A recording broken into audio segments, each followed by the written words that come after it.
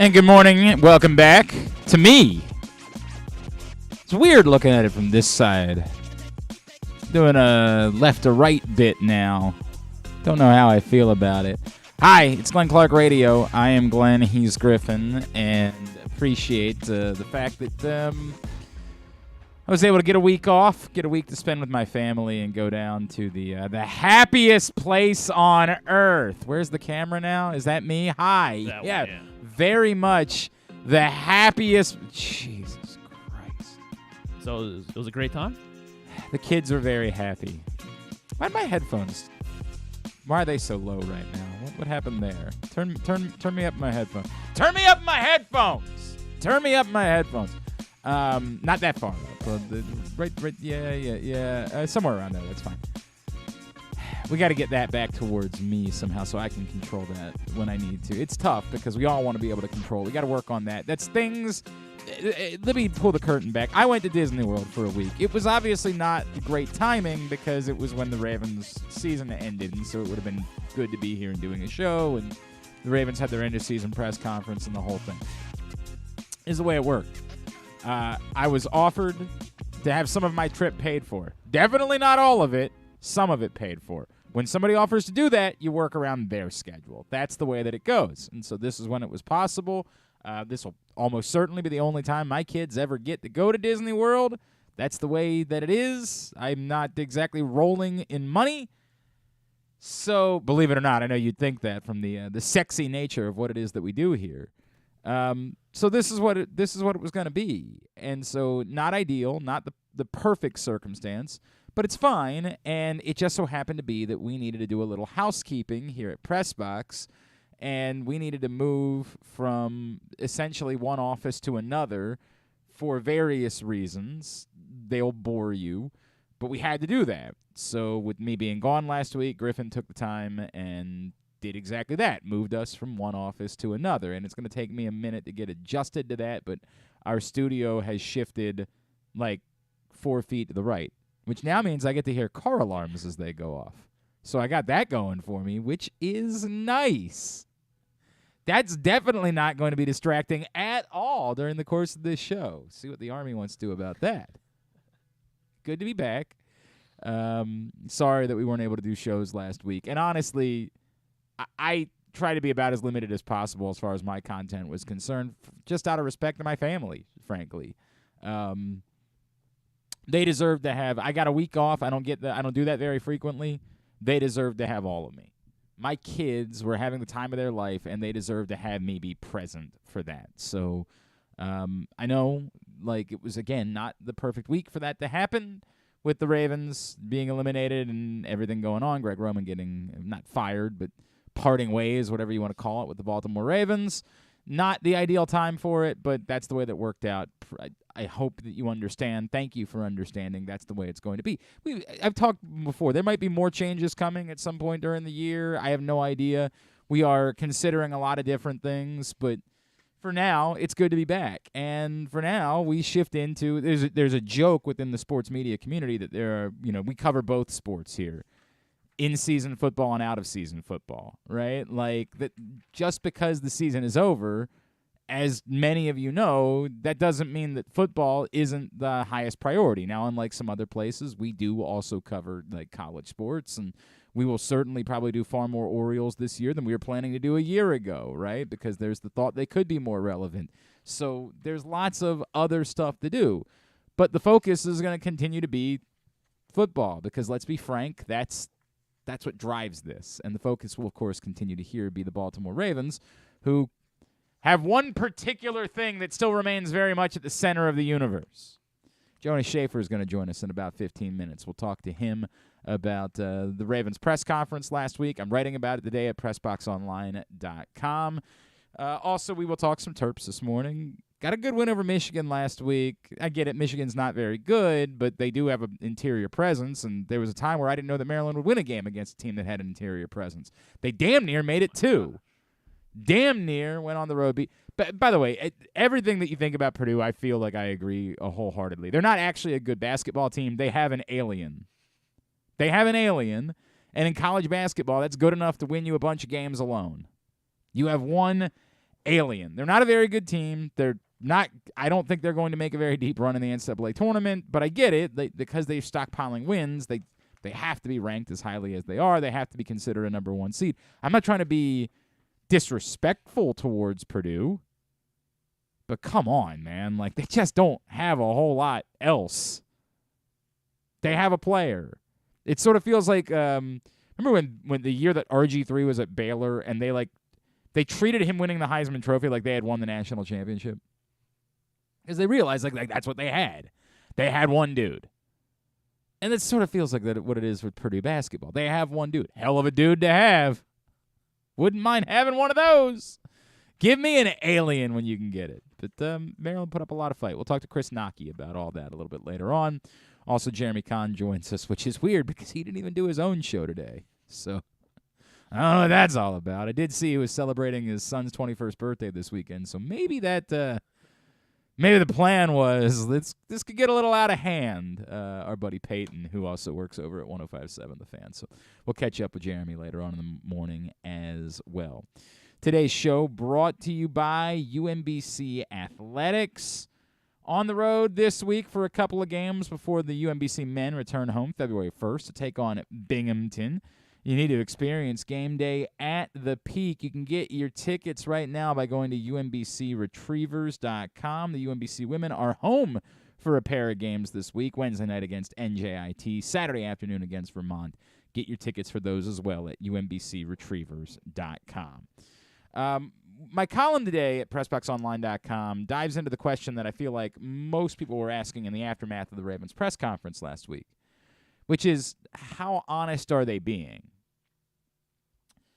And to be clear, I don't know the answer to that. But what I definitely can't do is say that you're wrong to ask. In fact, I would go the opposite of that. It's the only relevant question that I felt after that. There wasn't a lot of direct answers to begin with when it came to the Ravens press conference. It was a lot of dodginess. Look, as I'm going to give away my column, as I'm going to write, this is the Steve Bisciotti thing in 2018 was kind of the final straw for me when it came to Ravens press conferences. It was the one time I felt like the Ravens could put aside all of the, well, we don't want an opponent to gain any information about us. Steve Bisciotti typically was the person that came in and kind of said, look, if I'm going to be here, I'm just going to tell you what's going on. And then, of course, famously, he's asked about the quarterback thing. He says, we got bigger fish to fry. And they go and turn around and draft Lamar Jackson. And that was time I said, oh, right, Steve's got to be in on it too. And this isn't a knock on the Baltimore Ravens. I want to be abundantly clear. It's not their biggest responsibility. As much as we want it to be, I would love if the single biggest responsibility the Ravens had was to be transparent and honest and open with the media, with their fan base, with everybody about everything that's going on within their organization. It ain't their job. And I've said this a billion times. We can be as holier than thou as we want to be about this when it comes to the media, but the dirty little secret is we don't need this much sports media. I know that's a terrible thing for me to say when I work in the business, but I'll be the first to say it. We don't need this much. We need to hold politicians accountable. We need to hold the leaders of our country accountable. There's very few instances where we need to hold sports franchises accountable. I think, for example, if the Baltimore Ravens are going to get $600 million worth of public money, they should have high school playoffs being played at their stadium. I think the local high school kids deserve the right to play at their stadium. And we're worried about what it does to the surface, all of that. You got to figure that out. You're getting $600 million. In that instance, I think the Ravens should be held accountable. But $600 million worth of public money for a stadium doesn't mean that the Ravens need to be held accountable for whether or not they're going to have Chuck Clark on the roster next year. So I'm defensive of them and the fact that they kind of have to be dodgy or outright lie. Or not that they have to, but that it's just better for them. I don't need to know. Anyone listening here doesn't need to know. We want to, but we don't need to. It's not going to impact our lives in any way whether or not the Ravens are going to acquire a wide receiver this offseason. I say it's not going to impact it. It would be pleasant, but it's not going to have a direct impact. We'd like it. They damn well better. But it's not going to have a direct impact on our lives. The same way that, if taxes are going to be raised, it will have a direct impact on our lives. You understand the difference. I think we're all intelligent enough to get that. So when somebody says we need to take them to task, we need to take the people that actually make decisions that matter to task. Like that's what matters, not this. I get it. We all care about this a great deal. Thank God, or else I wouldn't be able to have a microphone in front of my face. I would have been coming back from Disney World to go back to mopping floors or something like that instead. We like it. We care about it. We want it to be a certain way. But no, it doesn't have to be that way. Stay with me. The Ravens aren't going to be honest. That's fine. I chose some time ago I was going to stop being a part of the show, right? Like, whatever game they're playing, we want to put this information out there so people think that it's factual. I'm just not going to be a part of it, and that's fine. Like, this is not, I have no hard feelings involved. I try to report in ways that I can, using my own sources, team sources, league sources, whenever I feel the need to do it. I've changed the way that I go. I still watch the press conferences because I am interested in what the answers are, because sometimes I do feel like, because of all the experience I've had covering the team, I can parse truth. Not always, but sometimes. What did I learn about the Lamar Jackson situation from the Ravens press conference last week? Not a damn thing. Nothing. Zero.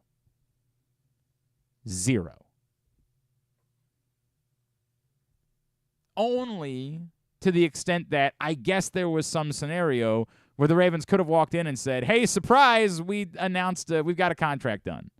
Or they, I guess, could have walked in and said, we're announcing that we've already, I guess they couldn't have done that. The season's not over yet. They can't announce that they've made a trade. Neither of those things was going to happen. So the only thing that we could learn was one of those. Outside of that, we weren't going to learn anything.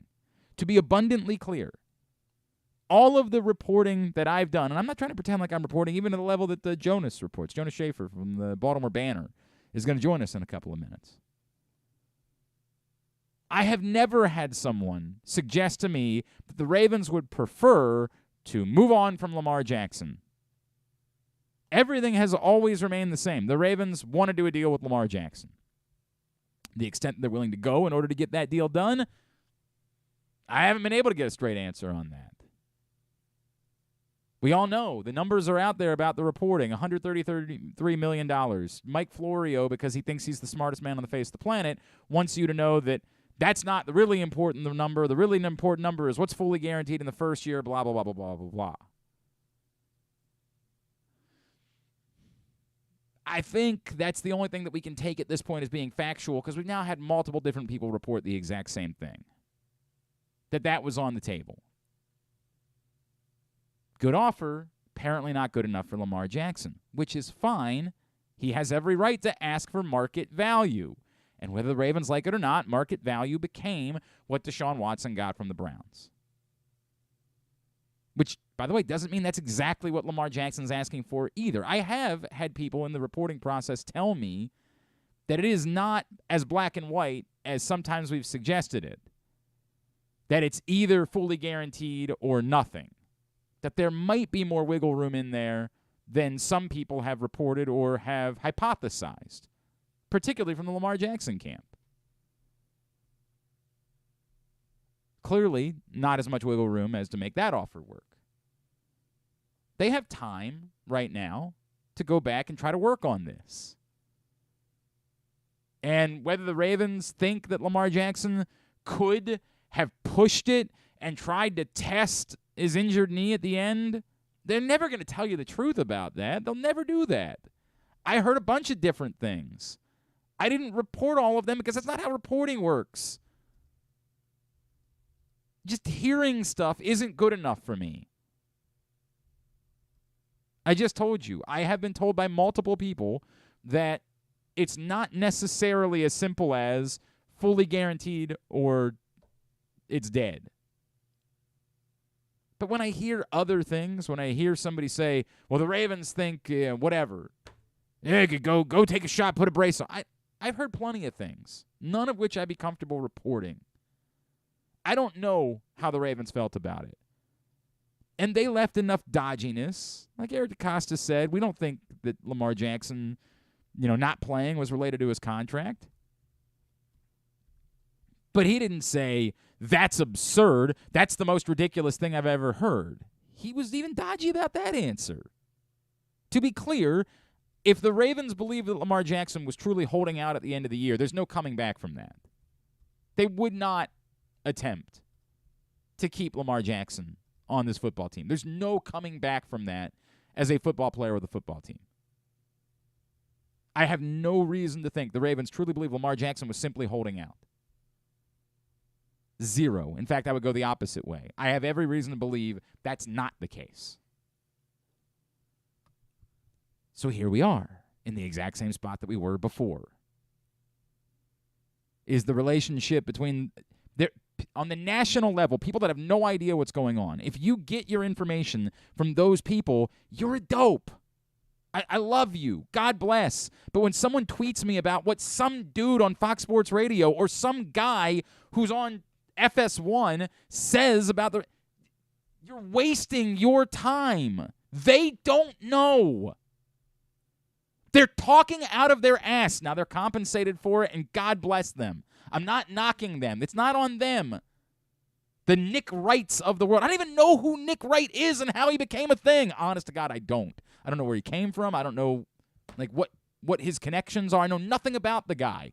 I've never watched or listened to him. He might be the nicest guy on the face of the planet. He might be the most talented broadcaster. But if you think Nick Wright knows something about the Ravens that Jonas Shaffer doesn't, you're insane. That's on you. He went to Syracuse. God bless him. Everybody did. And again, he might be the most gifted broadcaster in history. I've never watched a show. I don't know. This ain't my world. Because I know he doesn't know something. If you choose to get your information from those places, that's on you, not them. You're the dope. You're wasting your time. When you hear all of this nonsense, this is damage beyond repair. They should be talking about trading Lamar for Justin Fields straight. They're just talking out of their ass. And I know a thing or two about that. I remember my 50th beer. I remember my 5,000th beer. They were all the same. I just talked out of my ass. If that's what you want, go get it. But they don't know something. They don't know anything. None of this also means that this is not going to end in a bad way. It could still very well be that the Ravens don't get something worked out with Lamar Jackson at some point in this process. And this is where, I'm not trying to make fun of these people either. When Jeremy Fowler puts out a report that says, well, there's belief within the league that if the Ravens can't get something worked out with Lamar Jackson, that they would consider trading him. Yeah! Yes! That would be the option, wouldn't it? And I'm not trying to knock Jeremy Fowler because I don't think he was trying to suggest that he knew something I got a hot tip here. I got a hot scoop. That would be the process. You try to get something worked out, and if you can't, you trade him. That would be how it would go. It goes back to my original point. Do we know something more than we knew before the Ravens press conference last week? Nope. Not at all. Not even a little bit. I thought the most direct answer, and I gave it away in my column, I thought the most direct answer you got was the answer about Ben Powers. I thought essentially Eric DeCosta said, we don't think he's going to be here next year. But even that, they got to leave wiggle room, right? Ben Powers might find out the market's not as robust as he thinks. There might be a path for that to work out for him to return. But of all of the answers he gave, I thought that was the most direct answer. We think he's going to be sought after in free agency. You can speak DeCostian You can understand what he's saying is we've kind of done the math on that one. We don't think it's going to work out. We like Ben, but we kind of know. And that was the most direct answer, was a dodgy answer. So here we are. They need an offensive coordinator. Lots of names being bandied about. Some they've already requested. Some are just being loosely. I mean, again, speaking of Jeremy Fowler, he tied the Ravens to just about everybody. Frank Reich, Eric Bieniemy, tied him to all of them. So that's one that we'll have to see play out. I do think it's interesting. How are you talking to offensive coordinator candidates with such an unknown? If you're a quality offensive coordinator candidate, why would you want to come to Baltimore unless you know with certainty that Lamar Jackson is going to be your quarterback? I mean, imagine a scenario where, it could be Lamar Jackson, but it also might be Zach Wilson. Imagine. I don't know how you hire the guy you want, which doesn't mean that you can't hire another guy that doesn't turn out to be very good. I just don't know. Those conversations have to be awkward to me. John Harbaugh can say, hey, we think this is a very desirable job. And to some extent it is. There's still only 32 of them available in the NFL. And the Ravens are a far more stable franchise than some of the other ones that might be available. Of course, it's going to be a job that somebody would want. But for the guy to take that job, whoever that might be, given such an unknown, very interesting to me. Today's show is also brought to you by your local Toyota dealer and buyatoyota.com. The Toyota Tacoma comes in a range of models and trim lines, so you can choose the perfect Tacoma to reflect your unique personality and driving habits. Check out buyatoyota.com for deals on new Tacomas from your local Toyota dealer today. This man, I think, since the last time we chatted with him, got a new job. He, of course, now is at the Baltimore Banner, covering the Baltimore Ravens. He is our friend, Mr. Jonas Shaffer, and he's back with us now here on GCR. Jonas, good morning. What's going on, man? How are you? I'm doing okay, Glenn. How about yourself? Do you get the big company car now? You get your cell phone taken care of? You get you get all the trimmings now at the Baltimore Banner, correct? I actually don't have a car now because my long-lived Prius died on the last day of my employment at the Sun. That's pretty funny. So now I'm in the market for a car, and I know what I want, but it's just a very, very tough car to get with the economy being what it is, and cars coming out of the country and going out of the country and that kind of thing. So if you see a reasonably priced Hyundai Tucson, somebody help this man, please. Someone help Jonas Shaffer in this process, dude. Good for you for knowing what. Whenever I am in a situation where I need a new car, I'm just sort of like, what can I afford? What is it? Yeah. I don't care what it is. I am just not. I have an uncle who's a big car guy, and he has honestly been the oracle through all this. Just have family members who know what the hell they're talking about. This is what my recommendation would be. That is very smart. That is, talk to somebody who knows what they're talking about. Probably is something that we should all consider in a lot of things in our lives, but that's not the way that it works, Jonas. Speaking of which, let's talk about the Baltimore Ravens. You know what you're talking about. My question, and I wrote about it today at Pressbox after I watched the press conference last Thursday. How honest do you feel like John Harbaugh and Eric DeCosta were being, and how upfront do you feel like they were being when it comes specifically to Lamar Jackson? I think they were being sincere in their intention to keep him. I think there was also, a level of frustration with his injury history and with just the, some of the stuff that's happened behind the scenes. I mean, I agree with John that none of the injuries that he's had the past couple of years are, it's not really evidence that he's set up for the long haul to be just a potentially crippled quarterback, but it is worrisome. And I think, injured players tend to stay injured. I think that's just a fact of NFL life. So I don't think you could reasonably summarize the past couple of years of Lamar and say, oh yeah, that's going to have no bearing on his future. I think it has to. And, I think the Ravens love Lamar and what he can do, but he has room for improvement as a leader, as a quarterback, as a guy who puts his body in the right positions. I mean, I keep coming back to, fairly or not, us talking to him before the season, Glenn, about him putting on the weight that, pushed his weight up from like 220 to 230, and we asked him why he did it, and he was just kind of shrugged his shoulders and just, didn't really have an answer for it. And, I don't know how much his weight fluctuated during the season, but you do have to wonder, if you gave the Ravens, a true serum, if they would have preferred him to be at 220 just to help mitigate some of the swelling and all the rehab issues that he had, just because, as someone who put on weight during the pandemic, I know I felt a lot better at 10 pounds lighter than I did 10 pounds heavier. It's just as simple as that. So, there has to be some growth there. There has to be some understanding there with the Ravens and Lamar. But I think there's also an understanding and a reckoning that this is the guy who put your team in the best situation to go win games. I mean, you look around the AFC and how many teams are there set up for the long haul because of their quarterback. And if the Ravens part ways with them, then you better be damn sure that you're finding a guy who's going to come in a year or two and have his team on the right track.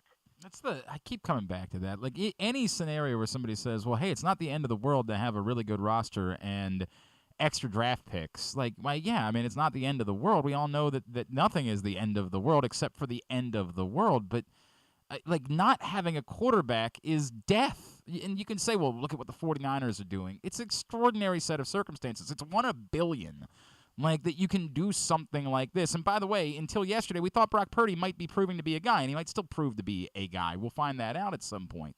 I can't fathom anyone who thinks that it's a better scenario to take your chance at the quarterback position than it is to say, hey, warts and all, we've got a dude that we know is a dude.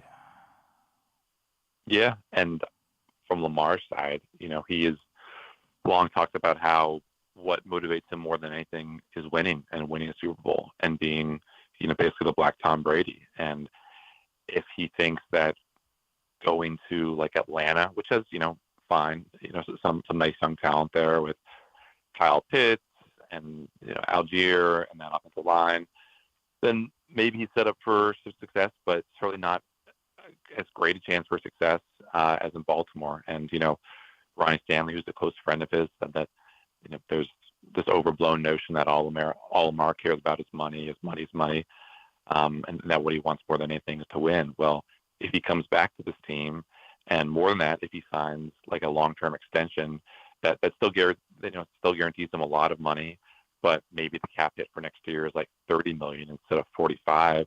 Well, then this team can make one more move to maybe get that cherry on top of the wide receiver roster that really puts this team over the top. So, not to begrudge anyone, not to deny anyone their money, but it's tough to see both sides of this issue when getting a long-term deal done would be great for Lamar's long-term financial security, but it would also really put him down this path where he could get the Super Bowl that he so desperately wants. He is Jonas Shaffer. He's with the Baltimore Banner now. He's with us here on GCR. Jonas, all of this is interesting because, well, it's all interesting for a lot of reasons, right? Like, we just don't typically see this. Normally, we don't get this far into the process with a quarterback of this stature. Comparing it to Kirk Cousins, yeah. No offense. I mean, like, Kirk Cousins isn't Lamar Jackson, but that's the only other time we've seen anything like this. It leads to all of these other questions, and it leads to all of these other things that we've all maybe heard or, whatever it is, rumblings, things like that we don't want to necessarily report on because we can't double source these things. And the Ravens, to their credit, are going to remain tight-lipped. I've never at any point thought that there was something between the Ravens and Lamar Jackson that was, this can't be figured out. I've never felt that way, no matter what I've heard, no matter what I've been told, anything along those lines. And I think we've all heard a bunch of different things. At no point have I thought this can't be worked out. Is there anything that you have? Is there any reason why you would be concerned about whether or not that can be worked out? It just comes down to what Lamar wants, honestly. I mean, it's as simple as that. Just if he is asking for the moon, and these past few years have proven, to the Ravens, to Eric DaCosta, that you can't necessarily give the moon to a guy whose play style, whose body doesn't lend itself to 17-game seasons, then Ravens are going to have to make a tough decision whether it's to cut bait or you're going to keep fishing. So it really just comes down to so much of what we don't know. And I mean, I keep coming back to this is all just perfect sports talk radio, because all it is, all that we've been talking about with Lamar for the past 2 or 3 months is just hypotheticals, counterfactuals. Like, Right. why can't he come back? We don't know the extent of his injury. What will he look like when he comes back? Well, we don't really know what he looks like when he's moving around there. Well, what does he want? Well, we don't know that. How far could the Ravens have gone if he'd come back? Well, probably pretty far, but again, we don't know. So this whole thing is just operating in the shadows. It's just a world of hypotheticals and what if, and only a select few know really what's going on. And that makes my job harder. That makes your job maybe more fun, but it is what it is. No, it's harder too, because I don't play the games, right? Like, I don't do the, well, he should. I can't get involved in all of that. If I don't know about it, I'm not going down that road. Like, I don't like that stuff. Let me go this way. What do you think the timeline is for when something, like, when does the rubber meet the road? That to me is the more interesting part, because I would think that if any scenario involves them making a trade, they would want that to be in place before the NFL draft for multiple reasons. One being, of course, that, like, if you need a new quarterback, the most likely way you're going to find it is in the draft. Of course, there's always a scenario where if you made a trade, you could make a trade for a quarterback, but those guys aren't particularly appealing that would be available. If you're going to need a quarterback, you're going to need to draft that quarterback. And then secondarily, in order to maximize the nature of teams needing a quarterback, you can't let them go out and draft their quarterbacks ahead of time. I would think that, like, we're in a place where the rubber's kind of got to meet the road here in the next couple of months, right? Yeah, I think so. I mean, just eavesdropping on the end of your offensive coordinator thoughts there, I think you probably won't get one of the guys that you want to come in and run the kind of offense that he wants, unless you're making assurances that it will either be Lamar or a first-round talent at quarterback. And that doesn't necessarily have to be this year. We don't know what the Ravens think of this year's quarterback draft, but chances are that they would have to trade into, like, the top 5, top 7 to get one of the top few guys that they want, unless they're willing to take a chance on a guy like Richardson coming out of Florida. But that doesn't mean that you can't trade for draft capital that would put yourself in position to, trade into, the top 3 next year, where you can get yourself, Drake May or Caleb Williams or the guy at Texas whose name I'm blanking Quinn on. Ewers. So I agree with you. I believe that the deal for Hollywood last year was done in advance of the draft. It wasn't something that just came together on draft day, but it was the Ravens' benefit and to the Cardinals' benefit to kind of spring that on everyone as a bit of surprise, just to destabilize the market a little bit and to have people just kind of reshuffle their draft boards as it happened. So I agree with you. I think we'll know by the draft whether anything's happened. But of course, by then we also will have figured out whether the Ravens have done the exclusive franchise tag or the non-exclusive franchise tag. As far as the offense coordinator thing is concerned, what do you think it is that they're looking? It's interesting to me that, like, the names, the interview requests have all been passing game coordinators. We've heard reports tying them to other names that are of interest out there. Like, what do you think they're looking for in an offensive coordinator?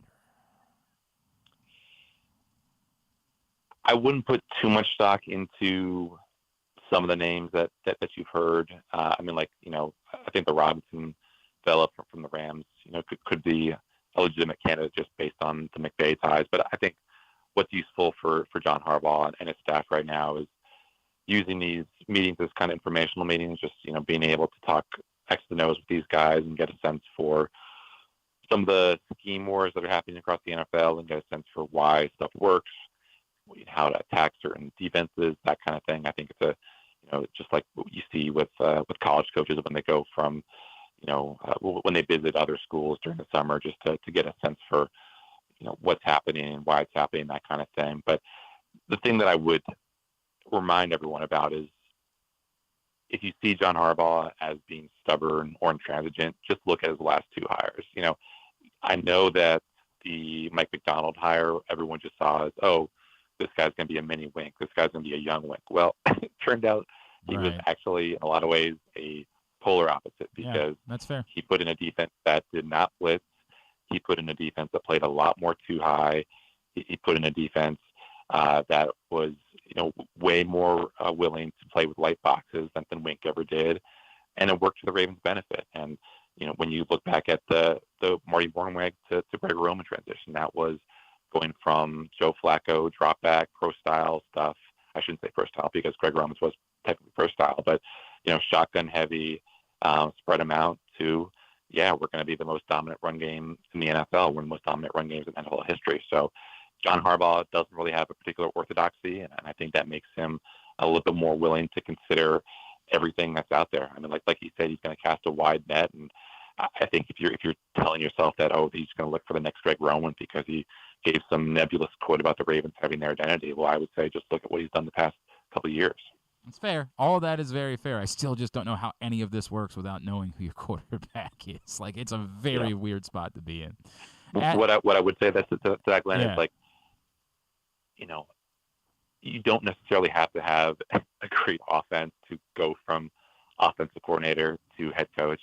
I mean, it just, we're thinking about it, the playoff games this past weekend, Nick Sirianni, before he got the job in Philly, was an okay coordinator with the Colts. He did not have, knockout numbers, but because I guess of his reputation as a people person, because of his reputation schematically, even if it wasn't translating to number one in DVOA type numbers, was able to come in and get that job in Philly. And so I think there's this understanding around the league, at least there should be, that you don't necessarily have to have great numbers to get the next job. I mean, look at the enemy in Kansas City. I know the Ravens are bringing him in, but he's had plenty of opportunities to knock people over. And obviously maybe the anchor that he's dealing with is the Andy Reid of it all. But just because he's had these incredible offenses doesn't mean that he's going to get a job. And conversely, you don't have to have an incredible offense to get that head coaching job. You just have to put yourself in a position to impress the right amount of people at the right time.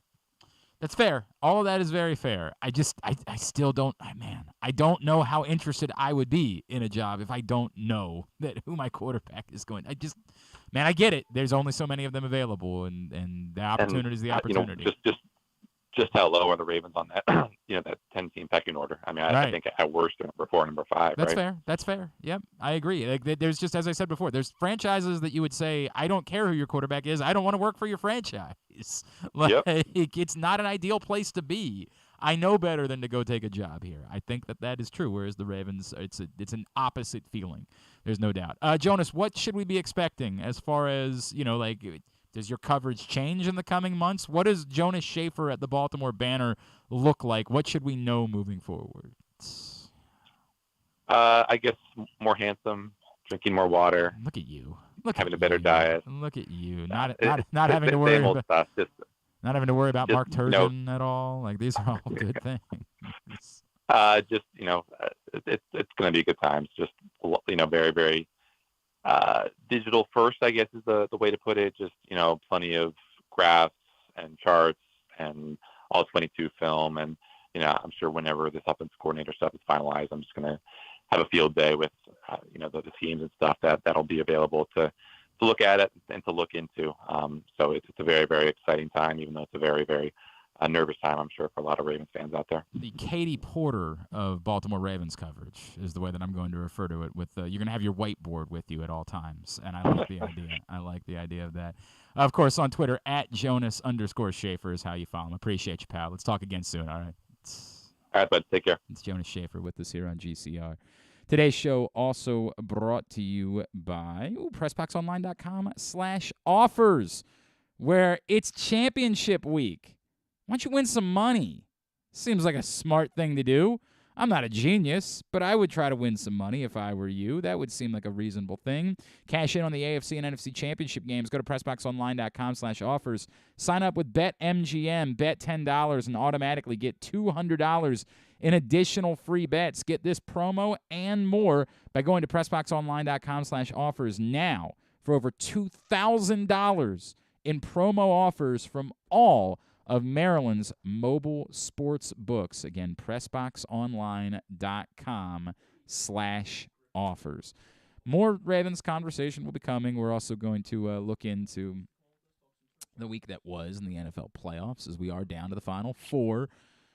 Kansas City, Cincinnati, San Francisco, and Philadelphia. We'll talk about all that coming up. But let's veer off that path for a minute. Talk a little Maryland basketball. An interesting week in which they had to face some of the better post players in the conference and quite held their own, beating Michigan and playing Purdue down to the wire on the road yesterday. Joining us now, of course, you hear him for every game on Maryland's radio network. He is their radio color analyst, of course, DC Coaches podcast. He is our friend Chris Knoche, and he's back with us now here on GCR. Chris, it's Glenn. It's good to chat again, sir. Thank you, as always, taking the time for us. Oh, anytime, Glenn. I appreciate you having me on. You know, just because it's been a little while for you, I just want to get abroad, before we get into what's happened recently, broadly, what you've made of what it is that Kevin Willard has brought to this program.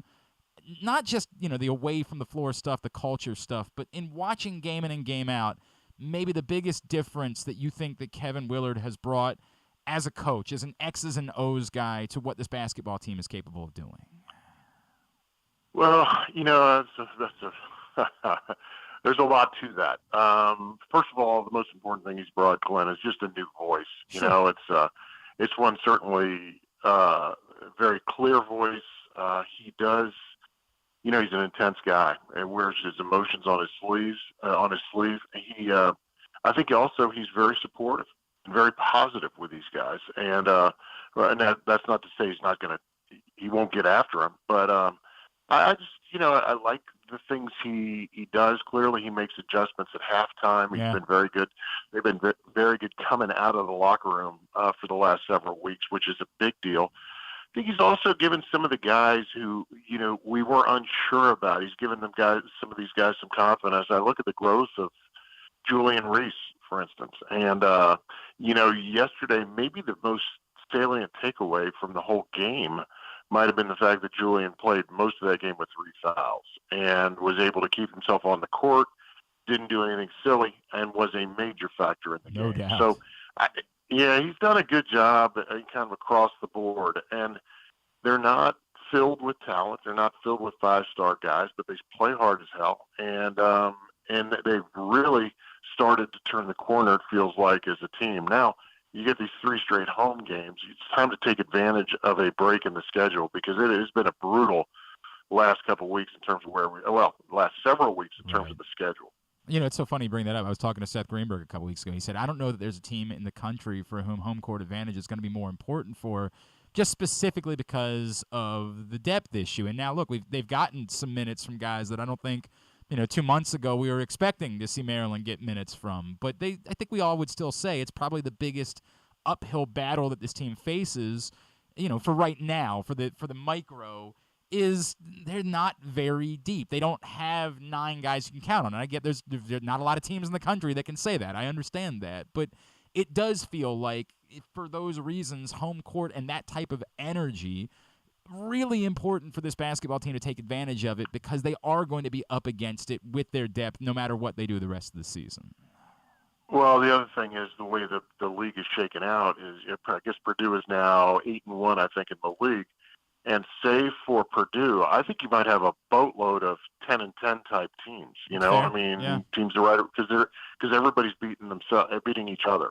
And so what that means is, for a team like Maryland, is that you absolutely have to win your home games. You can't be giving away any home opportunities because it's just so damn hard to win on the road in this league. The Terps did everything they could to win that game yesterday. It's just it's so daunting. Not only are you playing against a really talented team, you're playing, in a just a hellacious environment, great environment, fun, and those things seem to have a carryover effect sometimes for the officials, which makes it harder for you on the road as well. And, in spite of all that, they really, really played great, particularly in that second half. Well, there's no doubt. Chris Knoche is with us here on GCR. Chris, did that end, though? I think the storyline that's kind of been, since the early season hot start there have been the penchant for slow starts, right, as the season has gone on. Mm-hmm. Is there any easy explanation for it? Can it be tied to it's just not a great three-point shooting team, and the best way to avoid slow starts is to come out and hit a bunch of shots early on, and if you can't do that, it's tough to get out the hot starts. Like, what do you make of the slow starts this season?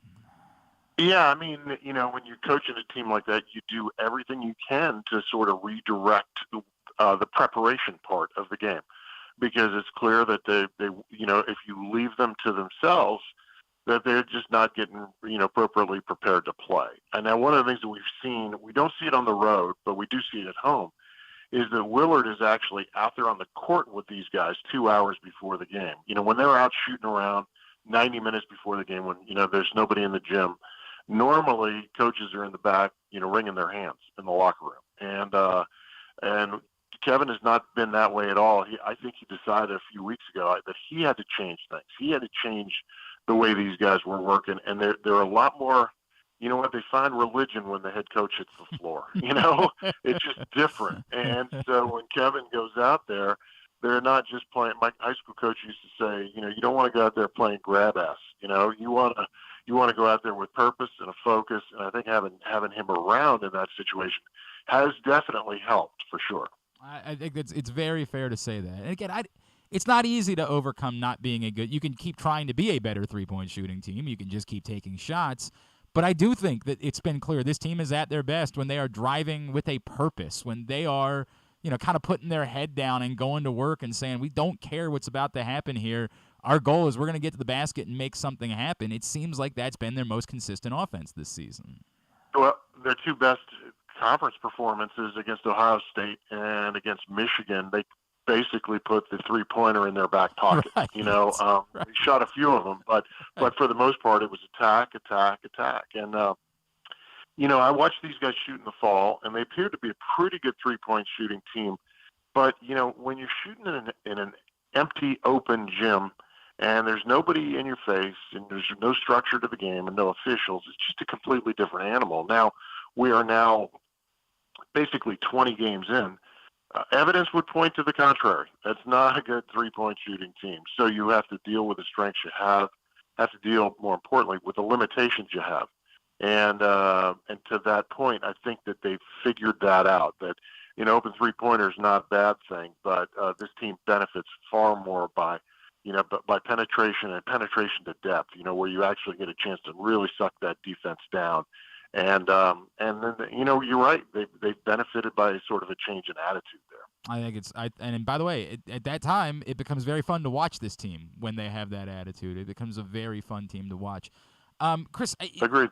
To kind of broaden it back out, their path to, like, again, this macro-micro thing, it's very interesting to me, right? On the micro, everybody wants their team to make the NCAA tournament. Everybody wants their team to have a chance. The macro, of course, being there's a foundation being laid, and the Kevin Willard's trying to bring Maryland basketball back to prominence, not just for like a season of getting into the NCAA tournament, but to be a contender nationally for years to come. So in those ways, this year maybe doesn't matter all that much, but hell, they're playing the games. You want to see them win anyway. Do you feel like you've seen enough that you look and say this really is a team that can put together, to your point, playing at home, a stretch of wins that can do enough in a difficult league to have a chance to break through and be a threat to win a game in the NCAA tournament, something like that? Absolutely. I mean, the fact of the matter is what we're seeing, Glenn, is the difference in these teams in college basketball is so nominal. That's fair. So thin. Yep. That they can win a game at any time. Houston loses at home to an unranked team yesterday. That's Great the point. number one ranked team in the country. Purdue really, was on the precipice yesterday at home to an unranked team. So it gives you an idea of the delta between the teams that are ranked, in the top 15 and the difference between them and teams ranked like 45 to 70 is nothing. And a lot of it depends on a guy being hot or a guy being cold, or a team that's playing at home, a team that's not. There's just, and Maryland is in that mix. There's no question. You look at who they've played, when they've played them, where they've played them. They've proven that they can play with anybody, and conversely, when they don't come ready to play, they get their asses handed to them. That's life in college basketball right now, and you can point to 10 different reasons. A portal has sort of evened things out. There's just a lot going on out there, a lot of moving parts, but it's resulted in a playing field that is closer than ever before. To your point, Kansas got hammered at home, right? How about that? Got absolutely they got drilled. No got question. drilled. Yeah. There's a great point. And by the way, what you said earlier about Purdue and talking about the league in general, as I watched the game yesterday, take nothing away from Purdue, but to me, watching them, they felt like a 10-10 team in the league that just happened to have an alien on the floor, right? Like that one alien is what's making the difference for what otherwise to me would be another kind of middle of the road basketball team. And I know that sounds disrespectful, but they on the whole they don't seem great. They seem like they have a superhuman and then kind of a basketball team after that. That alien is the national player of the year. Correct. I will agree. And make no mistake about it, they were wobbling down the stretch of that game. That game was stuck on 56-53 for about 4 minutes before there were a couple of free throws in the last 30 seconds of the game. So the Terps had their chances. They created all sorts of opportunities off of Purdue mistakes and gaffes and turnovers, and just couldn't get over the hump. Look, man, the fight was I think as someone who is watching from afar, the fight is appreciated, and I think that anybody that has been following this team, even with the ups and downs this season, it can sense that there is something there, that there is, the there concept, right? Like that there is a sea change, and it's a good thing to witness, and hopefully it continues moving forward. Of course, Coach Knoche on Twitter is how you follow him. DC Coaches Podcast. What do you guys have coming up? Yeah, we have. Actually, we're using this week. We're going to have Drew Nicholas on, and Drew, of course, is a well-known former Terp, but he's also the associate general manager for the red-hot Denver Nuggets, and so he's got a foot in both the college and the pro games, and we'll get some nice recollections from Drew as a Terp, and also some NBA talk in there as well, because we're getting past the dog days of January, and there's some interesting storylines in that league, and the trade deadline is upon us in the NBA as well. So lots of fun with Drew. Of course, Maryland, Wisconsin, Wednesday night, 7 o'clock. You will hear him on the Maryland Radio Network, 105.7 The Fan. Chris, always appreciate you, sir. Thank you for taking a couple of minutes for us. We'd love to do it again as we get closer to the end of the season, all right? All right, thanks, Glenn. Appreciate it. Chris Knoche, Maryland basketball radio analyst, with us here on GCR. It was a hell of an effort. I mean, it was. You would have appreciated them not falling behind 25-9 to start the game. If they hadn't done that, Maryland would have had a great chance to win on the road yesterday at Purdue. I don't want to feel like I'm giving away like a participation trophy or something like that, but I do think as you judge this team, you have to be fair about the macro and the micro. That given what they are, given where they are, an undermanned team going up against the National Player of the Year on the road and battling the way they did, there is something to be said for that. Boy, it would have been nice if they would have hit a shot at the end of the game. One. And I'm not trying to give him a pass over it, but I do think that, like, the look down 3 in the final minute, the look that Kevin Willard drew up, and I didn't remember who shot the ball from the corner off the top of my head. It was Don Carey. Was it Carey? All right. It was. But it was a great look. Yeah. Drew up a tremendous play in a situation where you didn't know if Purdue was going to attempt a foul or not. Got an excellent shot. Well drawn up. Just didn't get the shot. I will second guess from that point the decision to not purposely miss the free throw. Once you got fouled with whatever it was, 6 seconds left, I don't think there was enough time to keep playing it out when you can't advance the ball. It's different in the NBA or in the women's game. Like, it's different somewhere where you can advance the ball. They did end up getting one more look for 3 at the end of the game. It wasn't, like, you could say it's a better look than you thought they were going to get, but it wasn't a good look. At the point at which they went to the free throw line, I would have purposely missed the free throw and taken your chances from there. I think that you would have had a better – I get that that's not a good scenario either, but I didn't feel like hoping to play it out to get another 3 off when you've got to go the length of the court, and Purdue could still choose to foul in that situation. I don't think that's practical any longer.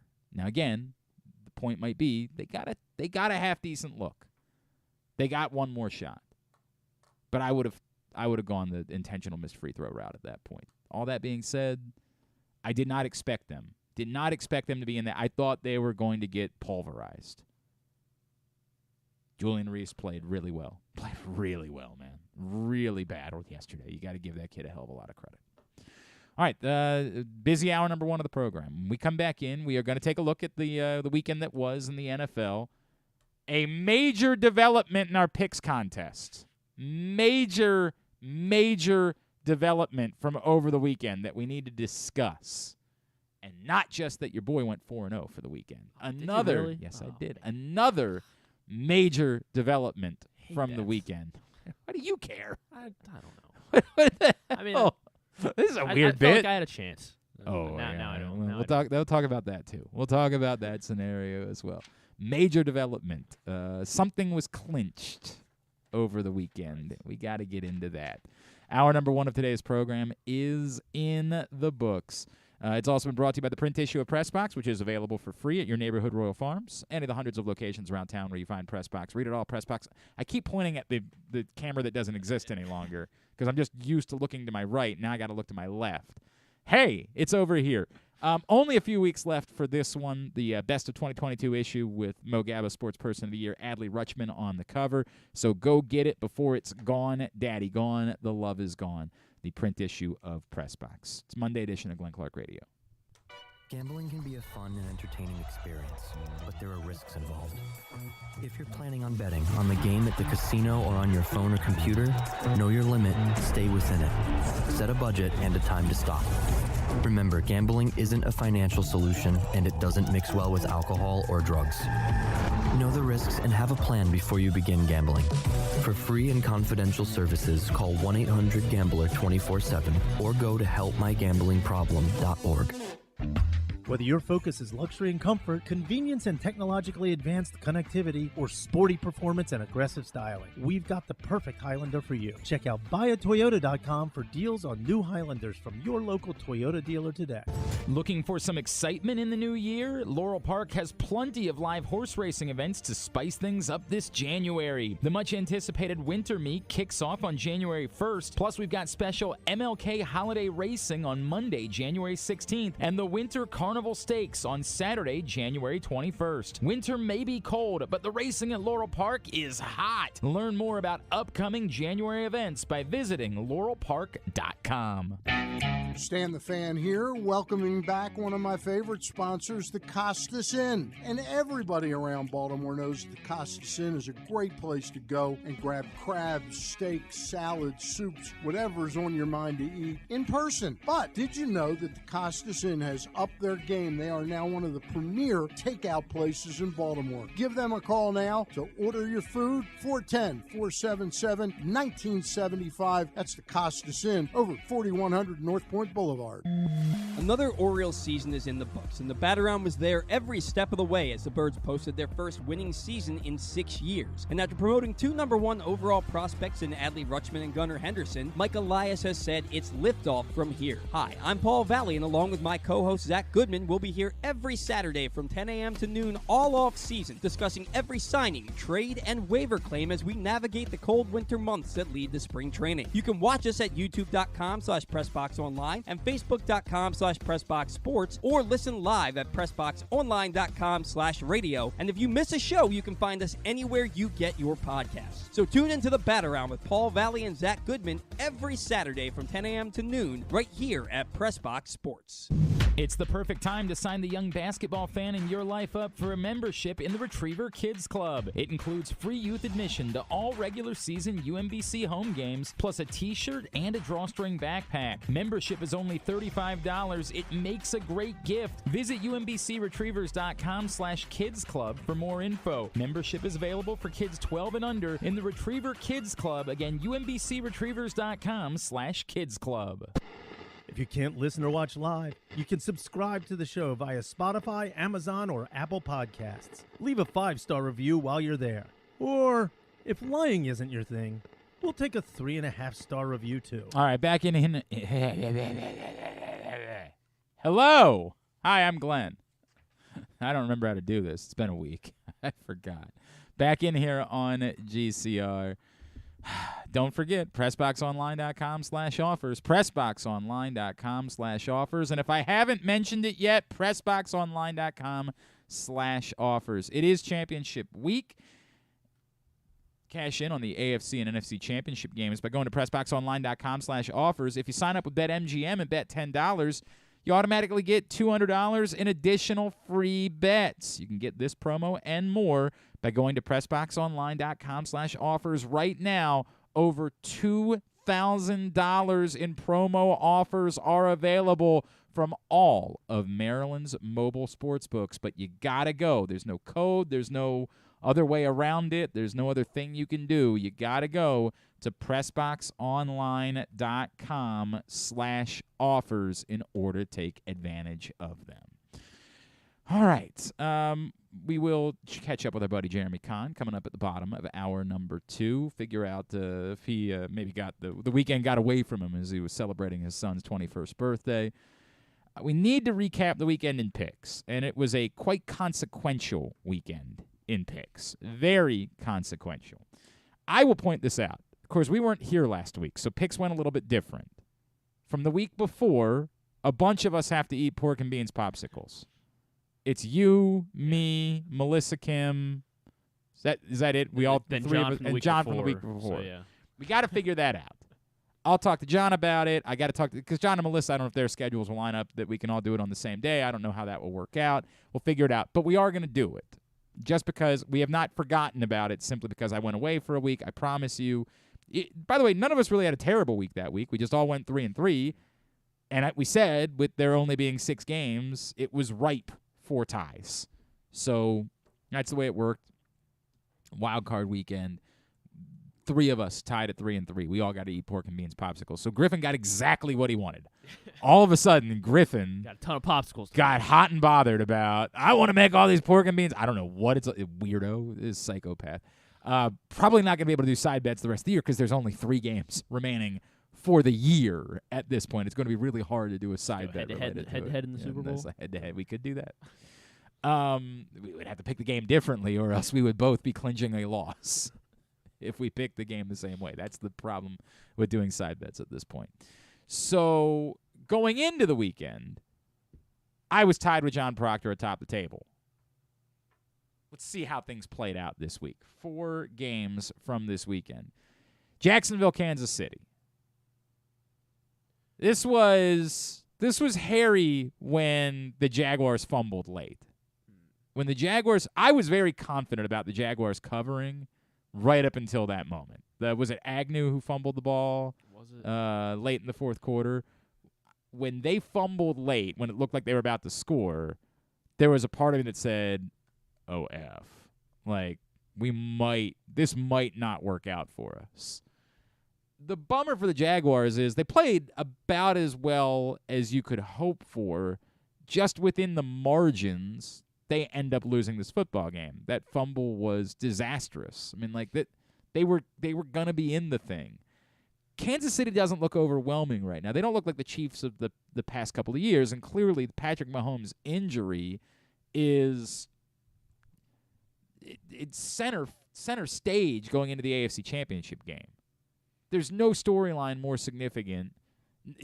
Everybody's going to talk about how the Bengals have kind of owned the Chiefs recently, and I'm not dismissing that, but there's no storyline going into championship weekend more significant than Patrick Mahomes' injury, and exactly where he is because he was clearly limited for the rest of the game. Obviously came out for a little while, and then when he went back onto the field, you could tell he was limited what he was able to offer. If you're the Jaguars, you're kicking yourselves because you can't ask for a better circumstance to have a chance to win a game like this, and you still couldn't get the job done. But for those of us that bet the Jaguars, not a concern. What we saw was that the Chiefs just don't tend to cover big numbers. They just don't do that. That's not what the Chiefs historically have done. So when you see an 8.5, you got to bite. They do get the late field goal smartly, although they didn't immediately go for the field goal when they got into field goal range. They were still trying to push for the touchdown late, but they did end up kicking the field goal. They get the cover, 27-20. Great news for everybody except John Proctor and Andrew Stetka.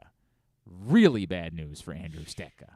Really, really bad news for Andrew Stetka, because he had picked every game the rest of the weekend the exact same as Paul Valley.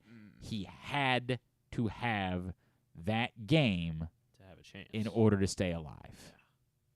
In order to avoid being eliminated, well, not eliminated, clinching, he had to have that game. And so, as of about 8 o'clock or 7:30, whatever it was, on Saturday night, we now know who the worm will be. Andrew Stetka. It got interesting, which is remarkable considering a lot deeper into the season. Oh, my God. I thought he might have clinched it by the playoffs at one point. It was a nightmare. He stayed alive for an extra couple of weekends, but Andrew Stetka, indeed, is our loser. He will be traveling back home to Maryland at some point this year in order to consume a worm burger and also dress up like the worm Dennis Rodman, perform The Worm by Scotty 2 Hotty. I can't wait to see him wiggling around on the floor like an idiot. And then whoever he delivers the worm to will then be able to pull their britches up and give him right back a Rikishi-style stink face. I look forward to all of it. It's going to be a time. So Andrew Stetka, officially, it's over. He is the loser for the year. He is our worm. He sits at... He clinched a 100-loss season, by the way, this weekend as well. Hit the century mark. 73-100 at this point. But that was the big one for him. O ye of little faith, the Philadelphia Eagles, the best team all season long in the NFC, going up against the Giants team that they've had no troubles with, and yet y'all didn't have much faith in them at all. Thought that a touchdown was too much. I don't really understand this one, if I'm being honest. This didn't really cause me all that much consternation whatsoever. I think that we all got a little drunk. I think we got drunk on what the Giants did to the Vikings and forgot the Vikings, frankly, were not a very good football team this season. They stockpiled wins, but the metrics all told you they weren't that good. We can't be all that surprised by the fact that they stunk it up the previous weekend. So this matchup, I don't know that I would have – this – probably would have had to have been more than 2 touchdowns for me to have been willing to bite on the Giants. I was stunned because we didn't do the segment, obviously, last week. When I looked up and saw that all you guys, except for Proctor, son of a bitch, would have been really nice. I saw that the rest of you guys were in on the Giants. I was like, what the hell? What am I missing? That was a big number, and I thought the Giants would, I don't know. I just don't know what it is. We play them good, close. I think that we also the other thing that I think happened the last couple of weeks is that by nothing he actually did, the narrative on Daniel Jones changed, and I don't know what that's about. In the New York market. That's the only thing I can give you. But I think weirdly in the last couple of weeks, everybody started to say, "Well, Daniel Jones has proven himself," and I'm like, "What? Like, in what way?" Now, I do think it's fair to point out. I'm not here to tell you that I think that Daniel Jones stinks, as much as I don't think the Giants have done right by him either. They don't have wide receivers in New York. There are other problems there. But the idea that, like, Daniel Jones had come of his own and had an arrival or something like that, I had no idea where that narrative was coming from. That was bizarre to me. Like, they barely beat the Commanders. They needed, horrendous officiating in order to beat the Commanders late in the season. I don't know what we were talking about when it came to Daniel Jones. It was very goofy to me, the way that played out. And it all kind of said, like, I thought this line should have been double digits. I really thought this line should have been north of 10. This line very much came off as wrong to me. Not as much as another line that we'll get to in a second, which we all realized was wrong. But this was a goofy line to me, with it only being 7.5 for the Eagles. I'll make it very clear. I would not have bet them to cover 30.5. I would not have bet them to do that, which is what they ultimately did. But the line didn't make sense. Of course, the Eagles pound the Giants 38-7. They'll host the NFC Championship game next Sunday. Cincinnati-Buffalo. truth be told, I thought the Bills were going to win the game. I also thought that. It was the 5.5 that I thought we all. thought we were going to get a classic. I thought we were going to. Oh, no question. I thought we were going to get a game of the year. By the way, Kyle Ottenheimer texted me before the game and said it's something like plus 200 for. Hang on a second. Like the Bengals. No, for both teams to have a touchdown in both halves. No, it was plus 112. Said both teams to score 1+ touchdown in each half. It was plus 112. That's crazy, right? I'm like, I'd probably bet it. Like, before the game. He said, am I effing crazy? I'm like, not at all. That's I didn't bet it personally, but I would have. Yeah. Like, I would have bet that. What a bummer, man. By the way, this is the other bummer, too. Because we just got back from Disney World, because we needed I am available for hire. Look at the camera. I'm available for hire. Financially. Birthday parties. Correct. Whatever you need. Bat mitzvahs. Anything. I'll do the snippy. Oh, that's not a bat mitzvah. It's at a bris, right? Like, yeah. I'll perform a bris. What am I talking about? I'll do whatever you need. If you need a snip at a bat mitzvah for some reason, I'll do that. I don't know what I'm snipping, but I'll do it. I will perform anything for money at the moment because I am never going to financially recover from a trip to Disney World. It is truly a nightmare. But we got back, and I said we need to have a chill day. We need to have a nice, relaxing day at home. Like, we can't be going out doing anything. My two sons, we've been running them wild all week. Like, I've been run ragged by this week. I needed to have a chill day. So I said to my wife, Mrs. Clark, what do you think about us having dip for dinner on Sunday night? This is one of my favorite things about football Sundays. The boys are into watching football now with me. They like the idea. We get to have dinner in the living room, and she makes buffalo chicken dip. And last year, we did it for the first time, and she did pizza dip. So I'll come over next time? You can come over by all means. It's a great night. We mixed it up yesterday. She went with a sausage dip. Ooh. That was delicious. Was better than her buffalo chicken dip, which I've always been a fan of. I didn't even really eat much of the buffalo chicken dip last night because the sausage dip was a 13.5. Was putting it on cucumbers. Big fan of the sausage dip. Just using stuff we had at the house, right? Like, we had some sausage frozen. It was wonderful. I couldn't have asked for anything more in life. And by the way, she enjoyed it so much, she said, what if we did a dip dinner again next Sunday for the championship games? I said, I would marry you all over again. I'm not even mad anymore about all of the money that you just spent. I would marry you again right now. She said, championship Sunday, you got plans next week? I'm like, I don't. She said, we can do dip dinner again. Maybe we mix it up. We do a cheeseburger and dill dip. I said, wow. I want, oh my God. What, am I about to die soon? We had a lovely day. So we sit down. We say, this is what our day is going to be. Y'all can play with your lightsabers. You can play with all the whatever it is. We are going to spend the day watching football and eating dip. And we said, what a game we have in front of us. Like, what? Because the kids aren't going to make it to the end of the 49ers-Cowboys game. They got to go back to school. They've had a hard week. But this is the game. And the best game you could ask for. We're going to be highly entertained by watching this football game. It wasn't that. Wasn't that at all. By the way, Proctor also points out that Philly was the easiest pick of the week for him. I don't know what you guys. I don't know what you guys are doing. Anyway, I thought it'd be close. 7 is a lot. 7.5 is a lot. The Giants aren't that good, and Philly's the best team in the NFC. Like, did you forget for the Eagles were? It's Jalen Hurts' fault because he missed the last. I do think that also screwed with people. I think not seeing Jalen Hurts on the field for a couple weeks screwed with people and what the Eagles were. That to me was one of the easiest picks of all time. Like, by the way, it also took me all of 10 seconds to make these picks. I should never do this segment again. I should only do what I did last week, which is first thought I had. You sent an email out. I'm standing at the bus stop at Disney World. It took me 10 seconds to text back the names of 4 teams. Yeah. The first thought I had on every single one of them, and I got all 4 of them right. Well done, I guess. Also points out he couldn't do Thursday. Friday would work. I don't. Stands in on Friday. We'll figure it out. John, you and I will talk about it more. I'm playing trivia with Proctor tonight, so we can discuss it further. Anyway, the moral of the story being Cincinnati rolls Buffalo. I know that there's a lot of anti-Bengals sentiment that's being felt right now in Baltimore, so I feel like that was disappointing. And also the Bills' fan base is inherently likable, So if there's a team that's easy to get behind in the playoffs, it's the Bills, because you're like, God, you lovable drunks up in Buffalo. You love to see good things happen to them.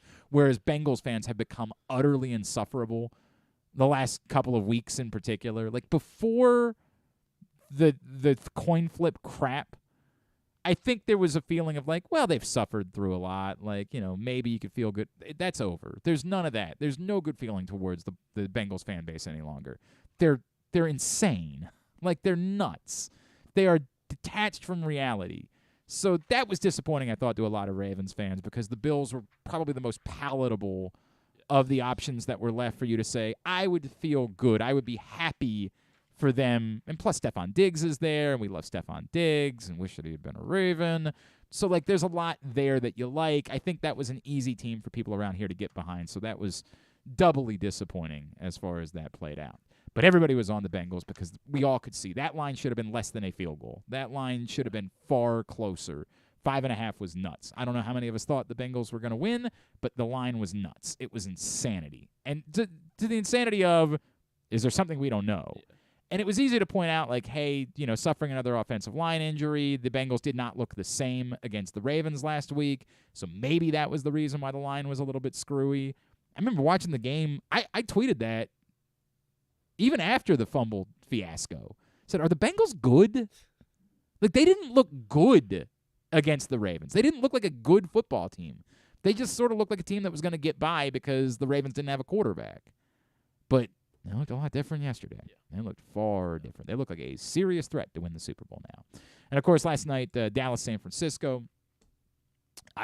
You're going to tell me why you were rolling with the I guess was it the hook? Was it just the hook? Yeah, that's all it was? I mean, again, I thought it'd be another, not necessarily the classic that I thought Buffalo Cincinnati would be, but that the hook would be a good game. The hook would have been the only thing that could have made me think about it. Frankly, I thought the 49ers were disappointing last night. I thought they should have won far more comfortably than they did.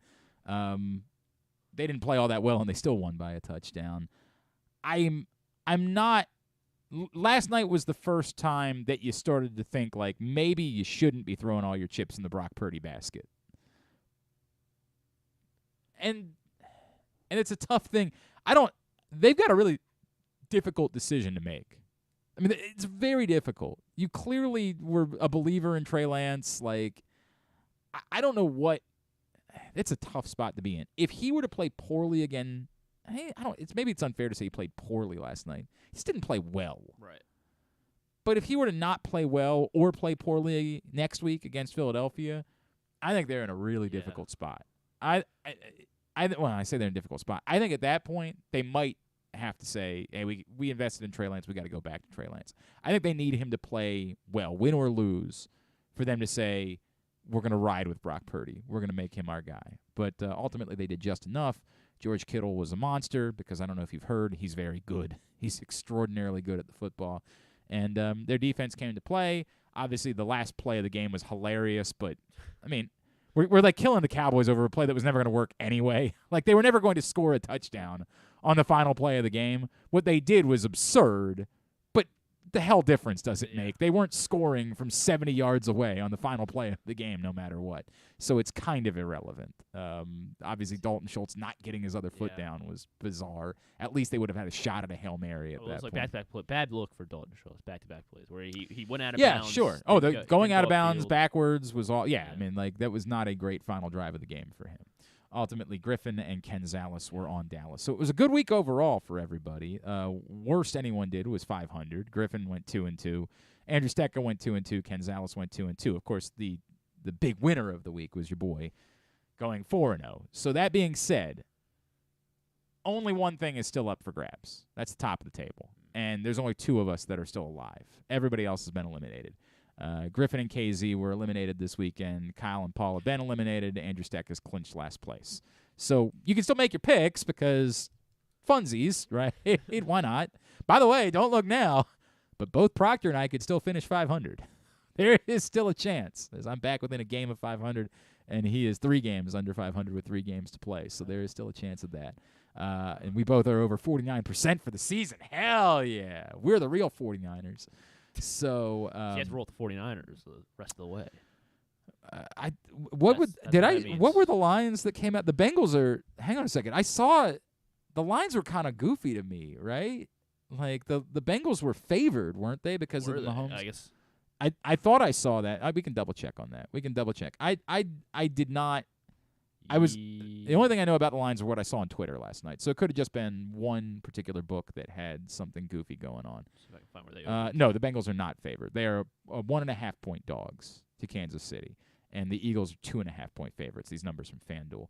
The Eagles are 2.5-point favorites at home against the 49ers. I have to think about that a little bit. And obviously we have to get as much information as we can about Patrick Mahomes. We have to know as much as we can possibly know about that. But it is very relevant. The Bengals have won the last 3 against the Chiefs. Very, very relevant as we look ahead to the AFC title game. And the NFC title game, it'll be the NFC title game first on Sunday, that game at 3 o'clock, and then the AFC title game at 6:30 this weekend.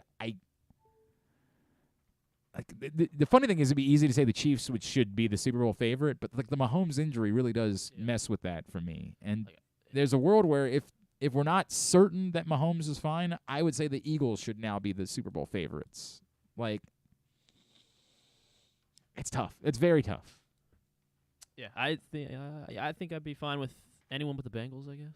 I asked that question yesterday. I guess either the NFC teams. It was obviously a nightmare scenario to me, the idea of the Cowboys being the 4th team, because then I would sort of say there's nothing to me that was palatable at all. Like, I don't hate the Eagles, and I know that Reed and I have talked about this a lot over the years. There's almost like a cousin thing between Baltimore and Philly. Like, there's not really a lot of bad blood between Baltimore and Philly. Like, for the most part, Philly's kind of a cool place to go visit, and Philly's not shoved down your throat the way that D.C. is. We have bad feelings about D.C. because it gets shoved down our throat that, like, Baltimore is some suburb of D.C. So we hate them. Like, it has left us with this awful taste in our mouth. And while there are obviously a percentage of people in this city that are like Capitals or Wizards fans for some reason, it's always been goofy to me when somebody says, well, they're the team that's closest. I'm like, I guess depending on where you live, for a lot of people, they're just as close to Philly as they are to D.C. Like, I've never understood this thing, whereas, like, Philly, I've always kind of felt was like a cool cousin. Like, hey, man, we're good. Like, we like going up, making the trip up there, getting some roast pork. Like, it's a fun way to spend a weekend is to hang out in Philadelphia. It's a fun way to spend a day. But the problem is you just know, because of the geographic relationship, you know a lot of Eagles fans that can get insufferable really quickly. And so you don't really want to have to deal with that. You don't really want that. It's more palatable than, say, the Cowboys, who are just cockroaches. It's more palatable than the Bengals, who are awful, and you're just kind of sick of the Chiefs thing at this point. Like, we're all just kind of sick of it. So the 49ers, to me, are the most palatable of the 4 teams that are left. Like, I would probably rank it 49ers 1, Eagles 2, Chiefs 3, Bengals 4.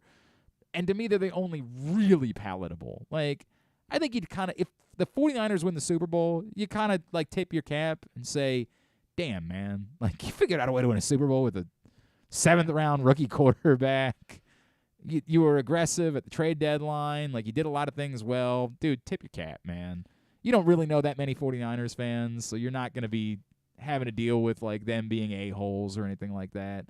That would be, to me, easily palatable of these 4 teams. Yeah, I don't mind the Eagles too much. I almost like them. So my neighbor who makes the chili, she's an Eagles fan. All right. So, well, she makes good chili, so we got that going for good us. People over there, so I'm okay with the Eagles. Plus, I kind of feel it's not like I don't hate the Eagles in any way. I just know how their fans can get, and I don't feel like dealing with it. I don't. Like, the Eagles thing was always easy for years. Whenever their fans would start running their mouth, you'd be like, dude, you've never won a Super Bowl. Shut up. Then they won one, and it was still only one. Like, now you can just see this turning where they can become very insufferable. They're still, to me, number 2 on the list, but there is a line of demarcation between I could find some enjoyment in the 49ers. Like, I could find a world where I say, dude, that's awesome. That's a great story. Whereas the Eagles thing, I would be like, I'm going to have to deal with these people. Well, I almost want to root for the Eagles so we can say to DeCosta and Bisciotti and see what happens when you trade for a receiver. Yeah, I talked about that the last time. The funny part being, the last time they won the Super Bowl, I was like, dude, they were the team that was bold and went out and got Alshon Jeffrey. Which, in hindsight, big get. At the time, it was a huge get. Like, it was the guy that was available in the free agent market. Yes, I understand that you like the idea of, hey, prioritize the wide receiver position and look what can happen. I don't know. That doesn't make me want them to beat the 49ers on Sunday by any stretch of the imagination, but I get it. Like, I understand. I'm not anti-Eagles as much as I think there's a more palatable option, a significantly more palatable option, even in that game alone, just because I don't know as many 49ers fans, and I don't have to deal with as many of them and hear them run their mouths and hear them be obnoxious or anything like that. They're on the other side of the world. We're good. We're all right. So that's sort of where I am with that. Speaking of picks and gambling can be fun, but you should set a limit and stay within it. Remember that if you or a loved one has a gambling problem, call 1-800-GAMBLER 24/7 or go to helpmygamblingproblem.org for free confidential services. So, yeah, the championship games are set for this weekend in the AFC and the NFC. We have 3 picks left, and John Proctor and I. Now I just got to try to get into John Proctor's brain, because as long as I just pick the games the same way as he does, I'm Gucci, right? Like, if I make the exact same picks that John Proctor makes, it's just we're playing chess now, which is good. My kids are playing chess with Goofy last week. Maybe they learned something they can pass along to me. What can I learn? What do I think John Proctor will do? But is he thinking that I'm going to do that, so now he's going to do something else? Start looking how he picked the last, 20 right. weeks. I dive into that, because I can win. I can win no matter what happens in the games just by picking the games the exact same way as John Proctor the rest of the way. I might try to do some modern warfare types of thoughts here. Of course, if we pick the games the same this week, then he still stays alive. Whereas if I can for example, if I go 1-1 and he goes 0-2 this week, it's over. I've clinched. So maybe you by that have point. some thinking, like, maybe do I do. The truth is, I want to go 2-0 this week, no matter what. That's what I want to do. That's the goal, is to win both of these games this week. All right, when we come back in, Jeremy Conn is going to join us as he does every Monday. We missed him for a couple of weeks for various reasons, but we'll get back on track starting today. That's next. It is a Monday edition of Glenn Clark Radio. It's the perfect time to sign the young basketball fan in your life up for a membership in the Retriever Kids Club. It includes free youth admission to all regular season UMBC home games, plus a t-shirt and a drawstring backpack. Membership is only $35. It makes a great gift. Visit UMBCRetrievers.com/Kids Club for more info. Membership is available for kids 12 and under in the Retriever Kids Club. Again, UMBCRetrievers.com/Kids Club. The latest edition of Press Box is available now, and it's our annual Best Of issue. On the cover, we recognize Orioles catcher Adley Rutschman as our 2022 Mo Gabba Sports Person of the Year, and he sits down with us to discuss how his arrival in Baltimore was simultaneous with the Birds' turnaround. Also inside, we recognize the top people, performances, and moments of the year throughout the local sports scene. Press Box is available for free at over 500 area locations, including 60 Royal Farm stores, and you can always find the entire edition as well as the best daily coverage of the Orioles, Ravens, and Terps at PressBoxOnline.com. Looking for some excitement in the new year? Laurel Park has plenty of live horse racing events to spice things up this January. The much-anticipated winter meet kicks off on January 1st, plus we've got special MLK holiday racing on Monday, January 16th, and the Winter Carnival Stakes on Saturday, January 21st. Winter may be cold, but the racing at Laurel Park is hot. Learn more about upcoming January events by visiting laurelpark.com. That first sip. That first bite. Start your day off right with a delicious breakfast at Royal Farms. Choose from a fantastic selection of fresh Royal Farms breakfast sandwiches and top it off with a rich hot cup of the freshest coffee in the world. At Royal Farms, breakfast is available day and night. It's the freshest breakfast in the world. Real fresh, real fast. Royal Farms. Stan the Fan here, welcoming back one of my favorite sponsors, the Costas Inn. And everybody around Baltimore knows the Costas Inn is a great place to go and grab crabs, steaks, salads, soups, whatever's on your mind to eat in person. But did you know that the Costas Inn has upped their game? They are now one of the premier takeout places in Baltimore. Give them a call now to order your food, 410-477-1975. That's the Costas Inn over 4100 North Point Boulevard. Tune in to Simply the Bets every Tuesday and Weekend at Bookies every other Thursday at 11:40 a.m. And if you really have nothing better to do, keep listening to this show too. John Colson, we got a TV now in the studio, which will be great for tennis time. Unfortunately, I'm They're not. playing Australia. They are. So there's no matches going on right now. Although, if we had been here last week, of course, Andy Murray was playing until about noon Eastern that one morning last week. So that'll be great for me during tennis season. But we're not doing. I'm having this whole crisis right now. Oh, look at you! He got me the Tennis Channel app, which is great because the French Open is exclusively on the Tennis Channel. Thank you, John Colson. Look at you. What a guy. What a guy. Most worshipful Grandmaster here at Pressbox. So, yeah, I'm having an issue at home where we haven't had internet for years because we live in, like, this valley where there is no internet. You can't get internet there. It's the most bizarre thing. I'll never be able to explain it, but it's, like, for half a mile, essentially, there is no access to internet, and we just happen to live there. So we are trying out a particular hotspot, and so far, so good. So far, we've been ready to move into the 21st century, and we are prepared. We're struggling with what we're going to do about the Orioles. We're struggling with that part of it, is how we get around this if we indeed decide to ditch the satellite provider that we've had, which I would like to ditch immediately. Oh, and by the way, when I do... Say their name? Whoa. No, I'm not going to do that. When we finally make, I am going to be the biggest a-hole ever. I am going to make the call and ask to speak to his man. These poor people that have nothing to do with the reason why their service is so terrible. These people have nothing to do with it. But yet I have so much pent-up anger about this particular satellite provider that we've been forced to use that I am going to end up being an utter and complete a-hole when we make that move and when we cancel that satellite provider. But yes, we are at home trying to finally join the 21st century and get ourselves a little bit of internet, which we have had to live without for the last few years. But, you know, the kids are getting a bit older, and they want to talk to their friends and play video games and things like that. It's a whole thing.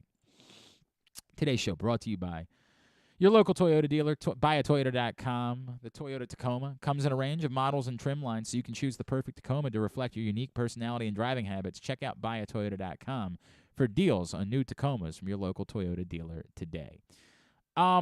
Interesting that our next guest, I saw him this weekend posting about his son Peyton's 21st birthday, and then I couldn't help but notice that he was a no-show this morning on the Big Bad Morning Show on 105.7 The Fan. Now, look, Mr. Radcliffe tried at Perry Hall High School to make me a math guy, but a math guy I am not. That being said, kind of hard not to wonder about perhaps the correlation of these two things. Jeremy Conn, what say you? Did you miss work this morning because of the 21st birthday shenanigans that you celebrated with your son this weekend? No, that was actually, I showed up for work on Sunday morning. I did a show from 8 to 11. So, no, it had nothing to do with right. I had a comp day from MLK Day last week. And I choose to use those quickly because if I don't, I forget them. That is and then I end up working a holiday for no reason. Boy, is that ever a thing. It's been a long time since I worked full-time in corporate radio. But my God, they'd be like, "Hey, you guys are going to work on whatever day it would be, like, you know, the Friday after Thanksgiving. You guys are going to work that day, right?" Like, we can, sure. Don't worry, you get a floater day, no problem. Like, okay, but you don't even think about it. Like, you don't even consider. You just go about your life, right? And they get to the end of the year, and they're like, "Oh, by the way, my thing, and Glenn, my thing with that is that, like, you should always feel comfortable enough to come ask me if I'm willing to work on said holiday. But I should also be willing to be able to say no and not have any brushback because of it. Now, right. You understand it as well. Like, MLK Day fell the day after the Ravens playoff game. So, sure. Important. You know, it makes sense for us to be in. Yeah, who the hell would not do a show the day after the Ravens were eliminated from the playoffs? What kind of idiot would do no show the day after the Ravens were eliminated? Man, who would do that? What stupid MFer would not be on the air when the offensive coordinator was getting fired? My God. What were you thinking going to Disney, man? Jesus Christ, dude. There's so much I want to cover with you. Tell me about spending the 21st birthday with your son. Like, it's really weird. Yeah. Go ahead. No, finish your question. No, I really do want to know about, like, the what's the line between you wanting to be the guy that's like, all right, I got to be a father, I got to talk about responsibility, versus my kid's turning 21, I'm going to go get effed up with him. So, yeah, my son has, I mean, I've talked a little bit about it on the air, but he's had some stomach issues. He's already had a colonoscopy and an endoscopy before he turned 21. What is his 21st birthday or his 51st birthday? Yeah, exactly. So we're trying to figure out what's going on with his system that's making him feel so sick all the time. But we still haven't got to the bottom of it, pun intended. Now, the problem being is, like, he was going to drink with us. Like, he was feeling fine that day. He did about 5 shots, but he kind of weathered the storm, and everything was spaced out just enough to where he felt it in the morning, but it wasn't like he was up all night throwing up. So I was kind of trying to be like, I remembered my 21st birthday, which actually my ex-wife's girlfriend at the time. I was on the toilet going to the bathroom, throwing up in my crotch, and she literally pushed me off of the toilet into the tub and then just turned the shower on. I don't know how long I was in that shower, but I know it was for quite a while. I have been there. I definitely had a buddy of mine who said, dude, I threw you in the tub because I didn't know what end it was about to come out of. I didn't know where it was coming out of next. So I just took your clothes off and tossed you in the tub and said, we'll deal with it once it's done. So, I mean, that was that. But it is really weird. I mean, like, I feel old as it is, but I got a 21-year-old. So, and knowing me being the degenerate I am, of course, he was setting up all the apps yesterday.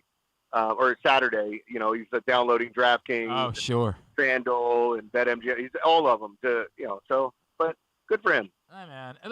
By the way, happy birthday. Peyton's a good kid, by the way. He's a very good kid, and we worked him a couple times this year. He's a hard worker, and absolutely go enjoy your 21st birthday. Can I tell you, you know what? On my 21st birthday, I apparently, oh God, this is so embarrassing to talk about. I apparently proposed to my then girlfriend mid-drunken coitus on my 21st birthday. Right in the middle of it.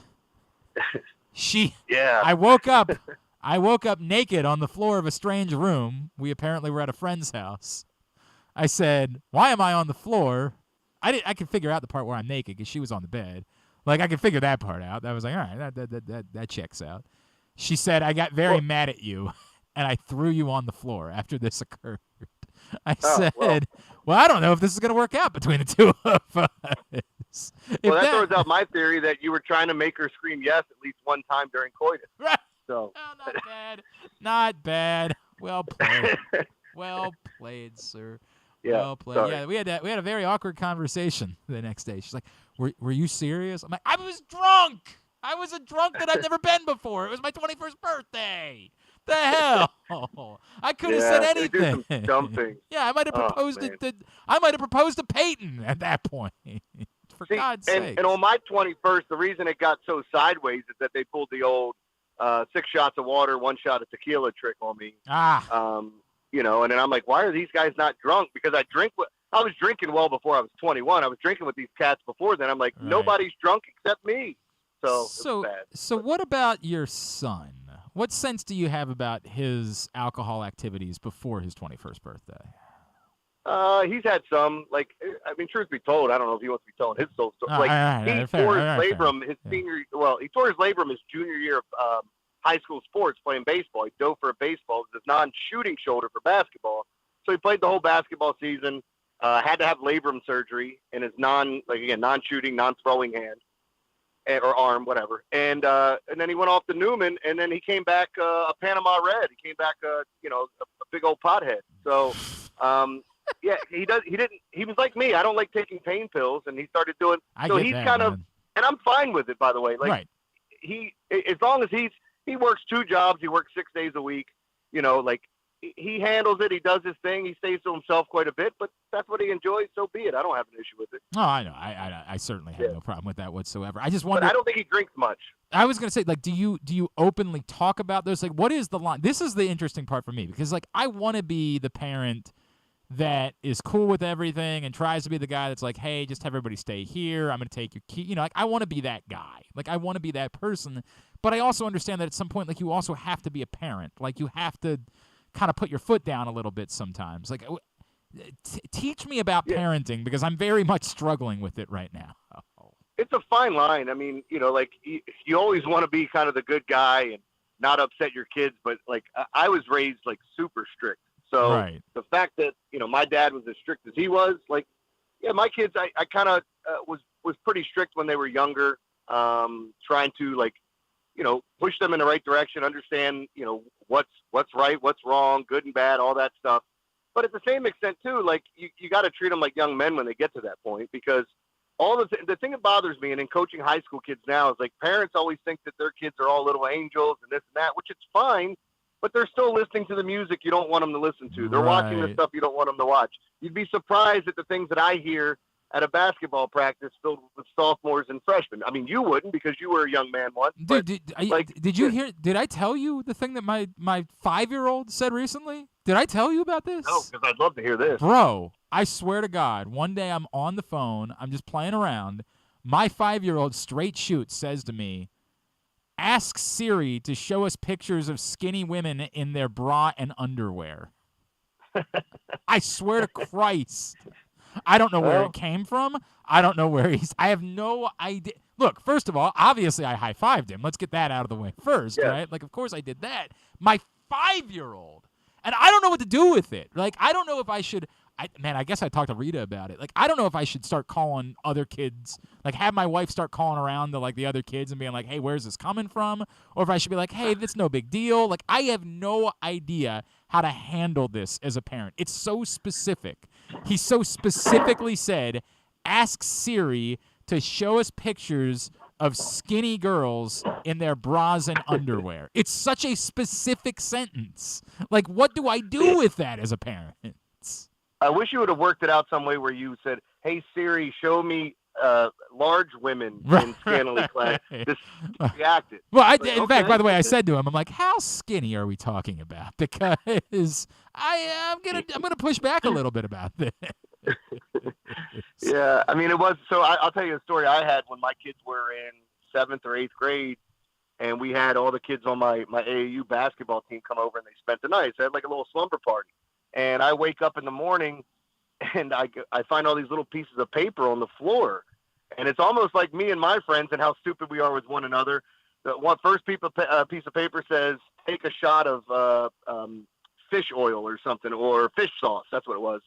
And then there was another one, look at gay porn. And I mean, I'm looking at these, I'm like, what the hell are these kids doing? Yeah. And why was I not invited? Right, this is a huge problem. This is right up my alley. I mean, there was dumb stuff on there. They were eating terrible things.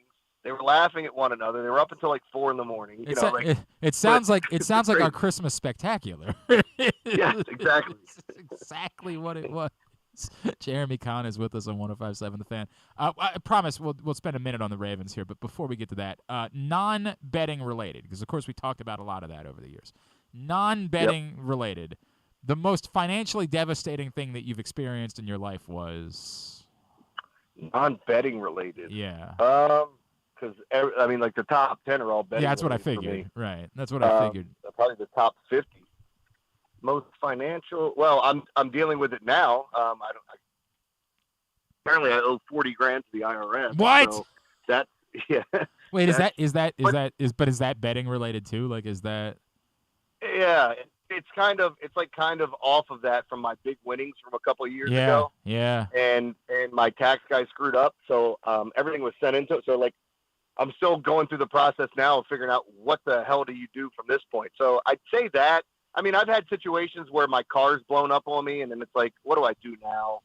Where am I going with that? But I think financially that would be probably the most. But everything in my life that's financially related on a negative side had been from gambling. There's no doubt about that. I get that. I'm in a bad place. I was misled. Like, I was misled about my wife and I talked about taking the kids to Disney, right? Like, hypothetically had that conversation. I think it's something that most parents want to do one time when their kids are young, right? Like, you want to it's the place that every kid talks about, dreams about. It's the whole thing, right? So you want to be able to do it. We had a hypothetical conversation about it, I want to say about a year ago.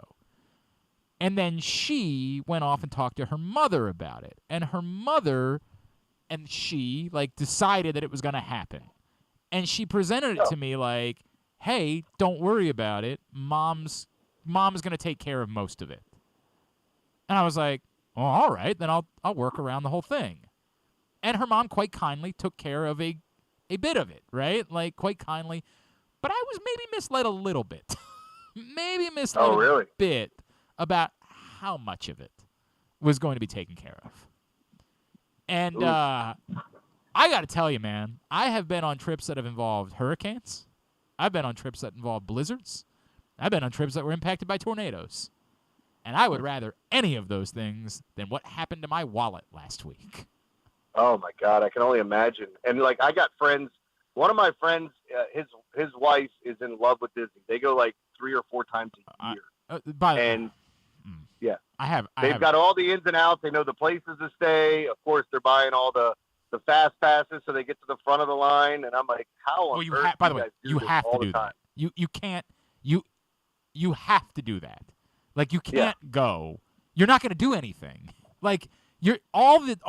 By the way, it's like $200 to get into the park, just to be like present, just to be able to say I can step foot into this ground.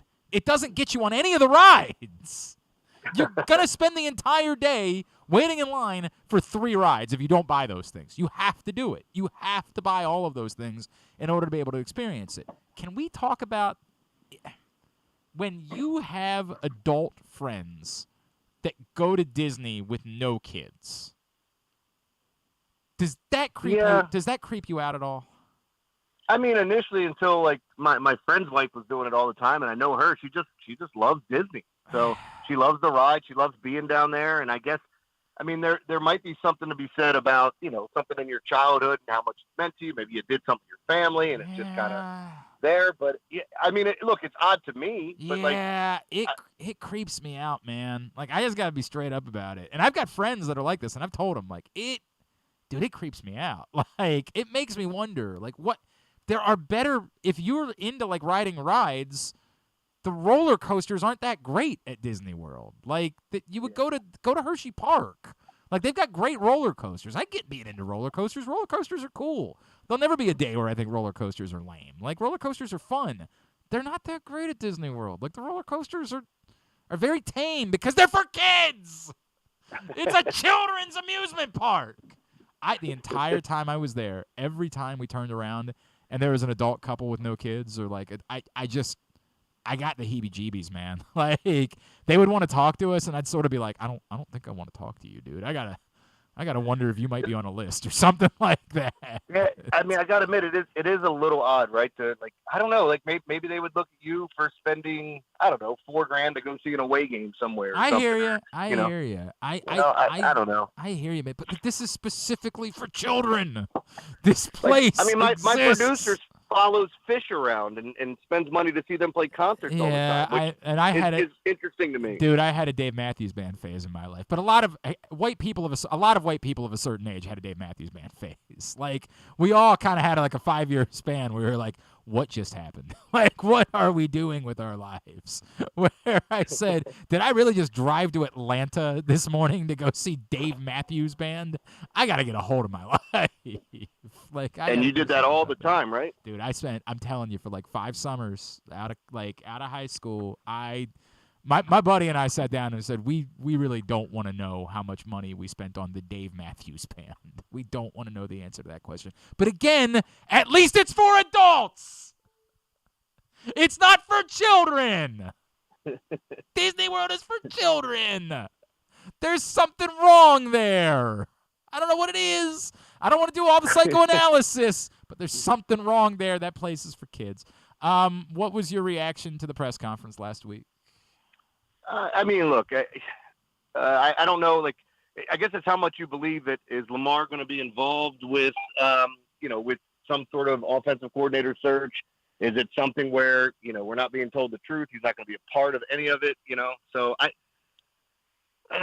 it's just a tough thing. Like, I'm happy that Greg Roman's gone, and I know you were a big part of saying, and I've said it too. He doesn't deserve all the blame, but he definitely deserves some of it. So, how did you feel about it? No, I mean, look, man, I got to the point, and I said it during the year. I think that Greg Roman, for the most part, was more good than bad during his time in Baltimore. But the stuff at the end was just like it's fireable. You can't do these things in games that matter and survive that. And so it had to happen. Like, they had to move on from Greg Roman. They didn't have another choice. They had to move on from Greg Roman no matter what. So they did that. But, like, and I just talked about this with Jonas an hour ago. Dude, whoever it is that you're trying to hire as your offensive coordinator, how exactly are you hiring the guy you want to hire without being able to tell him exactly what the quarterback position is going to be? Like, Who is taking this job right now? And I get it. I'm not saying there aren't worse jobs to have. Like, if somebody's options are being the offensive coordinator in Baltimore versus being the offensive coordinator for the new coach in Houston, I can certainly see why, no matter what, the option is better in Baltimore. But I just don't know how it is that if I'm a desirable coaching candidate, I want to sign up for a scenario where I don't know what's happening at the quarterback position. Like, it's a very awkward part of all of this. Yeah, and the other part of this too, Glenn, is we're sitting here talking about, with the direction the Ravens going. I mean, everything kind of hinges upon Lamar, right? Like, and what they're going to do with him. Like, if the goal this year is you're franchising him and he's going to play on the franchise tag, okay, I'm listening to you, but you're in a worse spot next year. And if he's playing on the franchise tag, it doesn't exactly allow you to go out and make all the other moves you'd like to make. I mean, I'm sure they'll figure out something, but I don't. It just feels weird because there's so many people I talk to that are in the know, and I hear different stories from everybody, and it's almost like, who has the right information? Right. Like, even when I put out something that I didn't put it out, it was already out there. Mike Preston had put it out, but we were talking about Lamar not going for treatment and all that other stuff, and it blew up on the internet. And I was sending messages, like I talked to Bobby Trossett, and I said, hey, please, guys, like, contact me and ask me where I'm getting the information from instead of saying, oh, this guy's an idiot, he doesn't know what he's talking about, or you don't do this. I said it's coming from a reliable source, but the big problem I have with people that are talking about Lamar is, like, so many people talk like everything's factual, and unless you're in his inner circle or you're talking to somebody that's in the know, like for example, you could think he's the greatest guy in the world, but it may be all about money. Maybe he's unhappy with how things went with Greg Roman and how the offenses looked and the fact that they've kept him in this style of offense. Maybe he's unhappy that they didn't offer him the contract that he wanted. Like, there's all types of things. Maybe he's a good guy and he's just unhappy here, and he reads all the messages of people crapping all over him. Like, the first thing that happened when Pat Mahomes got hurt, because we live in Maryland, my feed was littered with people that said, hey, he can go back in the game with a broken ankle and Lamar can't play on this knee sprain. Get out of here. Like, you guys don't know the extent of it. I mean, come on. It's just ridiculous. We are in utter agreement about this, and I haven't talked about. I know my friend. I'm sure you're friends with Banks from Barstool Sports. He's a good guy. Yeah, I like Brian a great deal. Brian wrote a thing where he brought up, like, hey, ask anybody around the team. They've all heard this stuff too. They just don't want to report it because they don't feel like it's that. Yes, he's right. We've all heard a lot of things, but it's a good thing. You don't report things unless you can say something with certainty. I need to know something with certainty before I'm willing to put it out there. I'm not just going to put out things, and that's the way it should be. We should aspire to not just share things for the sake of sharing them, to make it seem like we're – let me tell you how plugged in I am. I've heard something. Well, a lot of people have heard something. But look, Glenn, to that point, and I'm sorry to interrupt, this is one of the things that drives me nuts. First off, if you look at my entire career being in radio, whether you like me, you hate me, whatever it is, I don't break stories. That's not me. I've had one story that I broke, and that's because it was leaked to me from a friend on the inside of the Orioles, and I knew about J.J. Hardy signing. I had 3 other things that were told to me, one of which I ran with about Buck Showalter going out for the coin flip, and it didn't happen because the other story I got was Chris Davis was being suspended. Buck Showalter going out for a Thursday night football game between Ravens and Steelers for a coin flip. So I reported that was happening. It didn't happen. Everybody called me an idiot and a liar. And then the next day I get a message saying, hey, Chris Davis is going to be suspended for steroids or for Adderall or whatever. Right. And I'm going, how the hell can I run with your story after you just told me a story didn't happen? And he said the reason Buck didn't go out for the coin toss is because they got the information. I said, well, I can't break this story. Sure enough, 4 hours later, boom, the story's out there. I'm like, oh, my God. But then I got the J.J. Hardy news that he was signing a contract extension, and I reported it. And everybody's like, where'd you get this? And I said, look, guys, I'm not trying to break stories, but I know my source has been right 3 times with that. So I've never been that guy, so why would anybody assume that I just took something for granted, ran on the radio, and said it? Like, I don't know. That stuff drives me nuts. I just want to talk about things that are going on. And talk about gambling, for crying out loud, even though I had a god-awful day yesterday. And look, I love Bobby. Bobby's, I've kind of mentored Bobby over the years. But what he did was nonsense. That was a nonsense thing that he did. And I like Bobby, and I'll tell him to his face, like when we talk the next time. You don't get to. What Bobby did. I'll do it not on your behalf. I'll do it because I'm mad at Bobby because he was a kid that I mentored. You don't try to say, I think you're speculating when all you're doing is speculating. Like, you're doing the exact You're accusing somebody of doing the exact same thing that you're doing. You don't know anything, and yet you're mad at somebody else for speculating. What the F is that? Like, what? Well, it's nonsense. Like, see, my beef was that, so first off, and of course, it was said on our airwaves, and then it was followed by a whoop. And then we talked about it a day later. A week later, we talked about it again as all this stuff was going on Lamar when he's coming back, all those. So the long and short of it is, Ed was off on a Monday because he got caught in Florida because of that whole Southwest thing. Right. Then Rob was off, and Rob Preston and I talked about it on the air. And then when Ed came back, I just threw it to him, like nonchalantly in the middle of the segment, like, hey, what do you think about the stuff that was said? And all of a sudden, like, I'm looking on the internet, like, this idiot doesn't know what he's talking about. He doesn't have any connections. He's lying. And then Preston writes an article that comes out and says the exact opposite. And I'm like, all right, did his source get to him? Right. What happened? Right. It's not my story. I'm not interested in breaking any story ever. Like, it's not like reporters do that stuff. I don't consider myself a reporter. Some may. I don't. Yeah, I don't consider myself a reporter either. But to your point, like, if I know something is true, we brought this up a couple weeks ago. Like, I had two different people tell me that Tyler Hunt, the first game when Lamar got hurt, Tyler Huntley had the flu and almost didn't play. And they literally were almost in a place where they didn't have a backup quarterback when Lamar got hurt. Like, legitimately, there was a scenario that morning where they could have played. Was that the Denver game? Was that the game? Yeah, the Denver game without a quarterback. I had two different people tell me that, and somebody randomly told Griffin the exact same thing, right? So at that point, it's not even a report. It's not a big deal. It was just something that I thought was interesting and put out there. I had also heard days before that from someone that Odell Beckham was going to visit with the Ravens, that at the time where it had been reported that was dead, it wasn't actually dead, and he was coming in for a visit. And I said, I'm not going to bother reporting that one. I'm not going to put that out there because I got it from one person, and that one person might have an interest in wanting Odell Beckham to seem more desirable on the whole.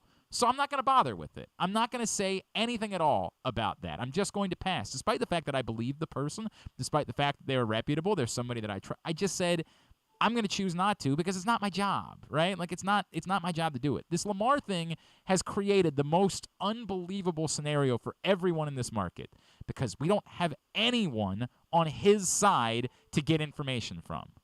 Unlike, as I keep comparing it to, for years, whenever anything was going on with Joe Flacco, it was super easy to just call up Joe Linta, and not only would he say it, he'd say it on the record. Whatever it was, he was happy. He wanted to hear his voice. Like, it was the easiest thing in the world to do for years when the last quarterback was in town. With this one, it's far more difficult to get that side of the story. So, yeah, I've heard some things. Of course I've heard some things. But anyone who said anything, you know which side of the equation they've heard their things from. Because we know who we're not hearing things from. Well, I'll give you one. I have two people I know that cover the team and you know, like, look at things. And they, regarding Lamar either returning as a Raven and signing a contract or getting traded, they're both telling me two totally different things. And I'm like, who do you believe? Like, who? You don't know what's going on. And again, unless you're in that inner circle, because this has been, I'm not saying this is the norm. Like, a lot of times stuff leaks out. As you said, agents will say stuff like, this is what we're looking for. Right. Everybody wants to be first to say the other guy's being unfair. We haven't seen any of that. I saw the report this weekend that came out about the $133 million that was offered and some of the other stuff. But, I mean, who knows? It's frustrating to be in this spot because you feel like you have your quarterback, and then now all these offers are going to start coming in, so it's going to be a pretty interesting offseason. Well, and look, the Ravens, there has to be a rubber meets the road thing here. Like, the scenario where they do this again on the franchise tag is I guess, you can do it if you want to do it. It ain't great. And at some point, if you don't know that Lamar Jackson is going to be the quarterback long term, like, you do have to try to maximize what you can get from him in a return. I'm not okay with that. Like, I don't think it's a responsible way of running a franchise, but I get it. Like, you don't wait until the last minute to pull that off. I would think that, like, the draft presents a time frame by which they kind of have to get things figured out.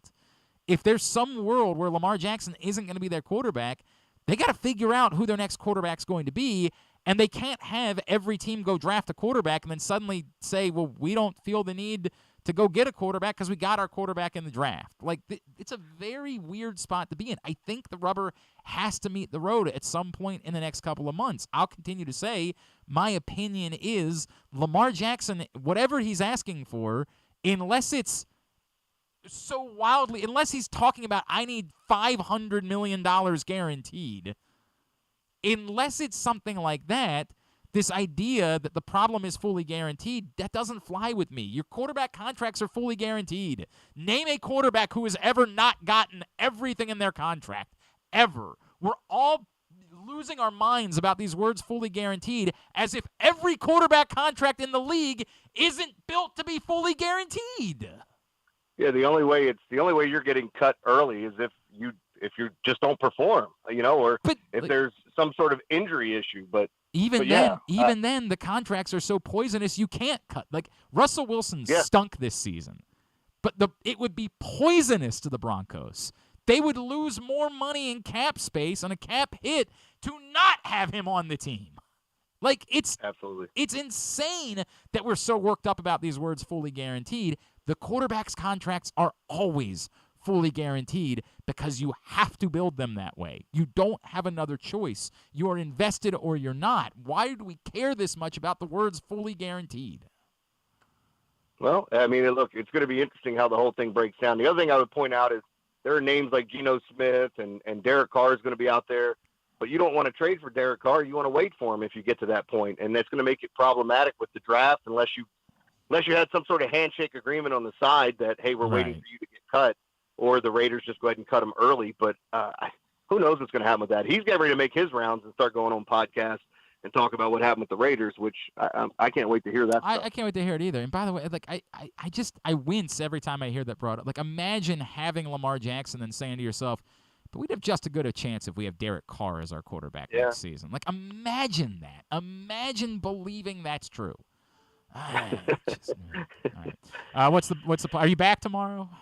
I'm back tomorrow. Yeah, it was just a one-day thing. I just decided to take an extended weekend, and it sucks because I've already gotten some messages in my mailbox because it was terrible. Yeah, I had an awful day.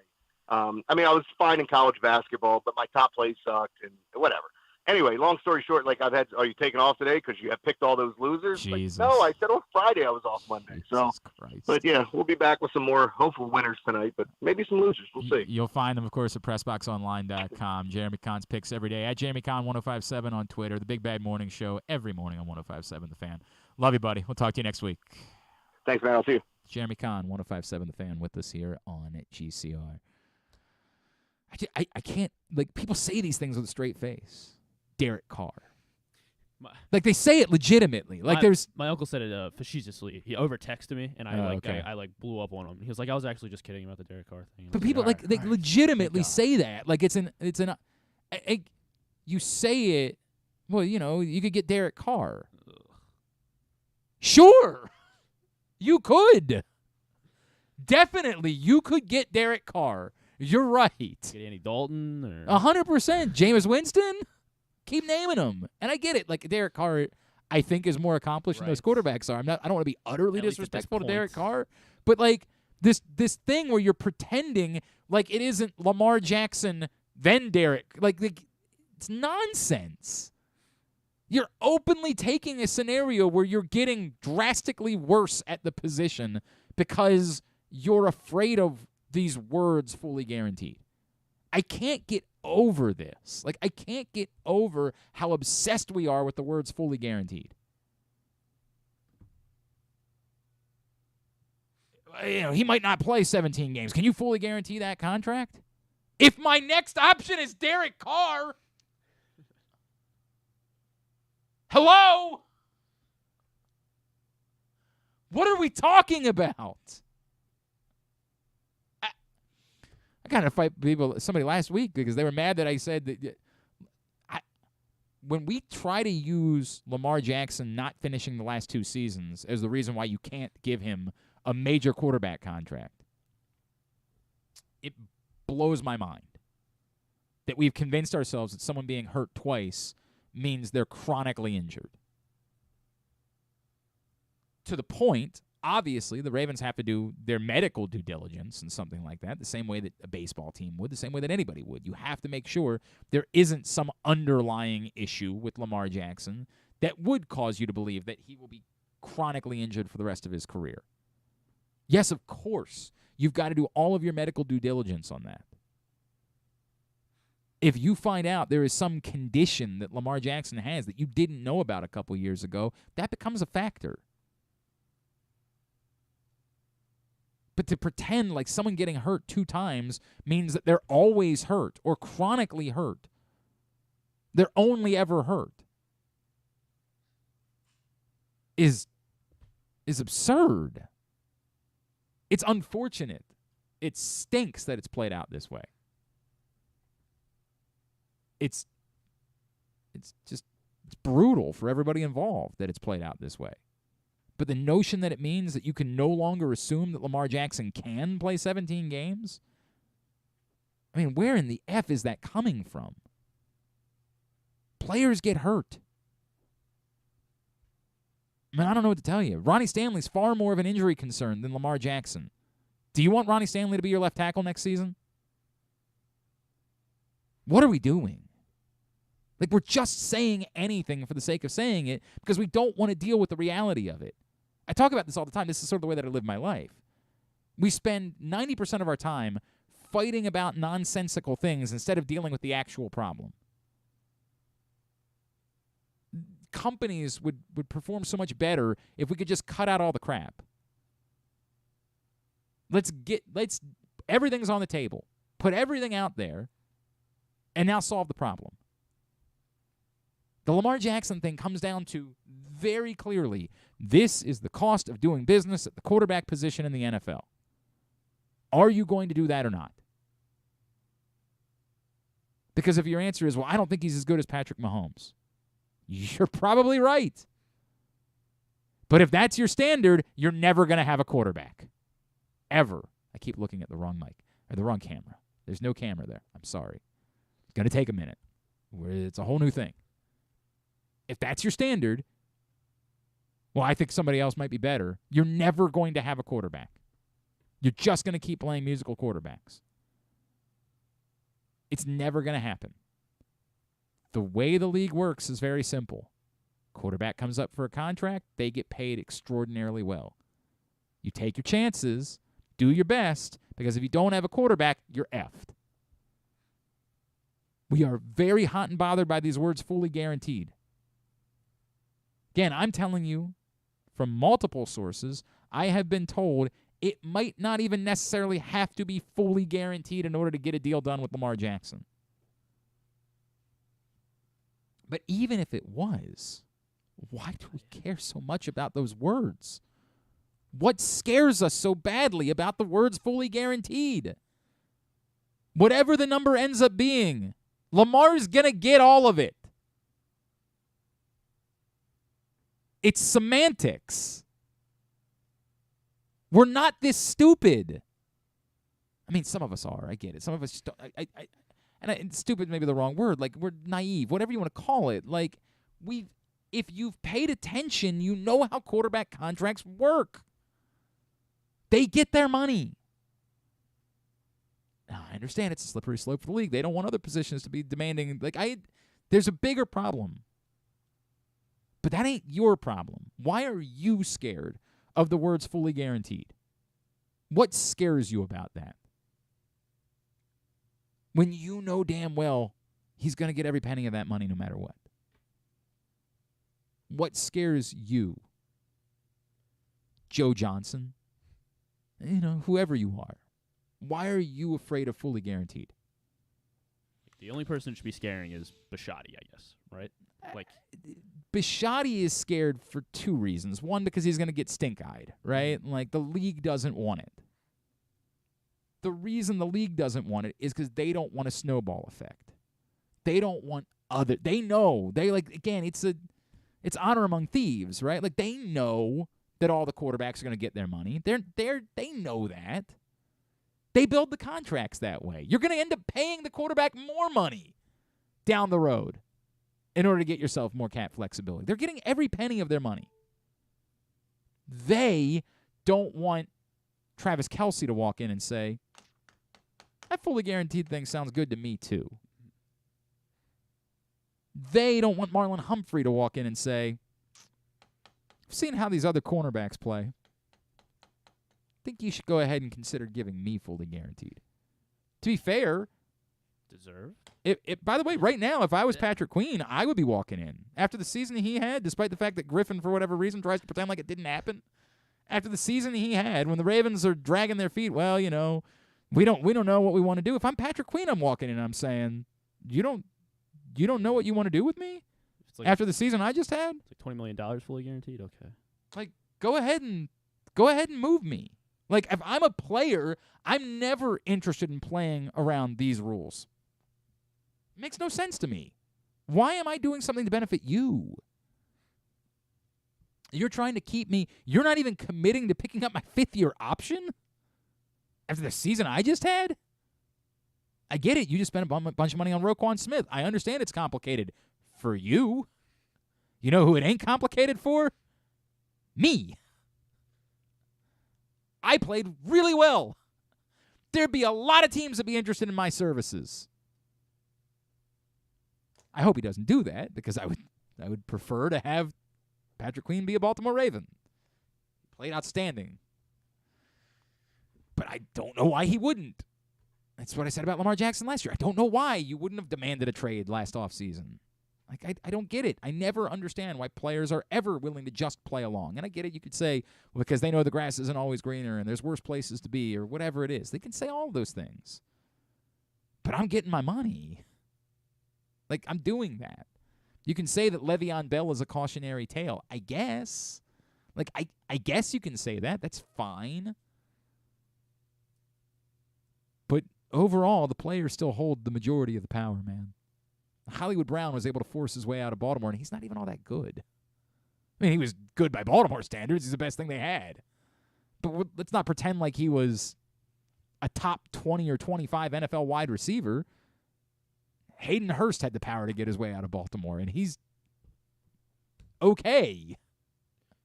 Players have the power. Good day yesterday. He had a good day yesterday. There's no debate about that. And yet did not celebrate a big game nearly the way that he celebrated making a 4-yard catch against the Baltimore Ravens. It's very, very amped whenever he plays the Ravens. I like Hayden Hurst. It's a very awkward spot to be in. Such a good dude. Was always willing to come on. Like, I liked Hayden Hurst a lot. Got my picture with him at a Buffalo Wild Wings. Did you? In Westminster, yeah. I liked him. He's a great guy. I mean, he was a really fun, you know, everybody famously remembers the story of him and the girl at the airport and, like, the whole thing. Like, Hayden Hurst is a likable guy, but like what the angst is, it's very weird. It's a very weird thing. All right, we'll come back in. We'll wrap up Monday edition of the show. Yes, John in Little Rock, I'm sorry. I've not talked at all about the John Angelos thing from last week, so I will cover that, and then we'll get a tidbit and tubular to wrap things up. It's Glenn Clark Radio. Gambling can be a fun and entertaining experience, but there are risks involved. If you're planning on betting on the game at the casino or on your phone or computer, know your limit, stay within it. Set a budget and a time to stop. Remember, gambling isn't a financial solution, and it doesn't mix well with alcohol or drugs. Know the risks and have a plan before you begin gambling. For free and confidential services, call 1-800-GAMBLER 24/7 or go to helpmygamblingproblem.org. The latest edition of Press Box is available now, and it's our annual Best Of issue. On the cover, we recognize Orioles catcher Adley Rutschman as our 2022 Mo Gabba Sports Person of the Year, and he sits down with us to discuss how his arrival in Baltimore was simultaneous with the Birds' turnaround. Also inside, we recognize the top people, performances, and moments of the year throughout the local sports scene. Press Box is available for free at over 500 area locations, including 60 Royal Farm stores, and you can always find the entire edition as well as the best daily coverage of the Orioles, Ravens, and Terps at PressBoxOnline.com. That first sip. That first bite. Start your day off right with a delicious breakfast at Royal Farms. Choose from a fantastic selection of fresh Royal Farms breakfast sandwiches and top it off with a rich hot cup of the freshest coffee in the world. At Royal Farms, breakfast is available day and night. It's the freshest breakfast in the world. Real fresh, real fast. Royal Farms. Make the most out of every day in your Toyota RAV4. Available in hybrid or gas-only models. A RAV4 can get you where you want to go in style. Check out buyatoyota.com for deals on new RAV4s from your local Toyota dealer today. The Baltimore County Police Department is hiring. Entry-level officers start at over $60,000 and over $64,000 for lateral officers, with $10,000 signing bonuses available. Plus, cadets start at over $32,000. Great benefits are available like medical, dental, and vision insurance, tuition reimbursement, 15 sick days per calendar year with no limit, career advancement to more than 20 specialized units, and more, with further incentives for military service members and veterans. A passion for service, a career for life with the Baltimore County Police Department. Find out more at joinbaltimorecountypd.com or call 410-887-5542. Must be a United States citizen, have a valid driver's license, and a high school diploma or GED equivalent. Check out Jeremy Conn's daily picks at PressBoxOnline.com as he tries to find you daily winners. And speaking of winners, here's a man who once won a media curling contest, and I don't think anything else. He's Glenn Clark. All right, winding down for a Monday edition of the program. Really quickly, the UMBC women's basketball team home for a couple of games this week. NJIT on Wednesday and then Vermont on Saturday. The men won't be back home until the following week, but you'll want to check out the Retrievers. They have won, I want to say, they lost the one game, so five out of their last six out of their last seven, something like that. Retrievers are hot. Yeah, they're on a roll. 5 out of their last 6, I think it is. They did lose at UMass Lowell last week, though. But they've won 5 out of their last 6. They will be back home on February 1st against Binghamton. You can get your tickets to experience game day at the Peak by going. Great. I went because I went on Monday. Oh, you went for MLK Day. Absolutely. Could have won a TV. I didn't get picked, obviously. They do that little golfing thing that was right. at Sports Center. Right.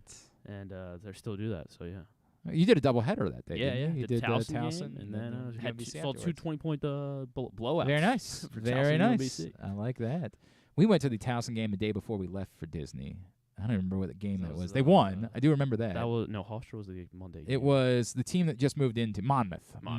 Yes, was Monmouth. What it was. Not quite ready for the CAA. They don't even look D1 ready. Well, I don't know if I want to go that far, but not quite CAA ready just yet. They are working their way. We will see how that plays out. But yeah, UMBCRetrievers.com is the website to get your tickets to spend game day at the Peak. All right, I did not get an opportunity, obviously, last week while I was going to talk about the kerfuffle with John Angelos on Monday. Every layer of it is bad. I mean, just every layer of it, bad. It was bad. It was funny because we had the conversation with Stan the previous Friday. You can't announce this without there being something to announce. If you're announcing a scholarship, that's lovely. It's a wonderful thing for the Orioles to do, but there's a better way to go about doing that. If that's all you're going to do is announce the scholarship, that you've got to figure out a better way to handle that. Announcing a public event, do a Zoom, do something like that. Announcing a public press conference involving the owner of the baseball team, if it's just going to be about this and nothing else, that's a bad idea. It starts problems, and somebody needed to step in and say, we got to think this through, right?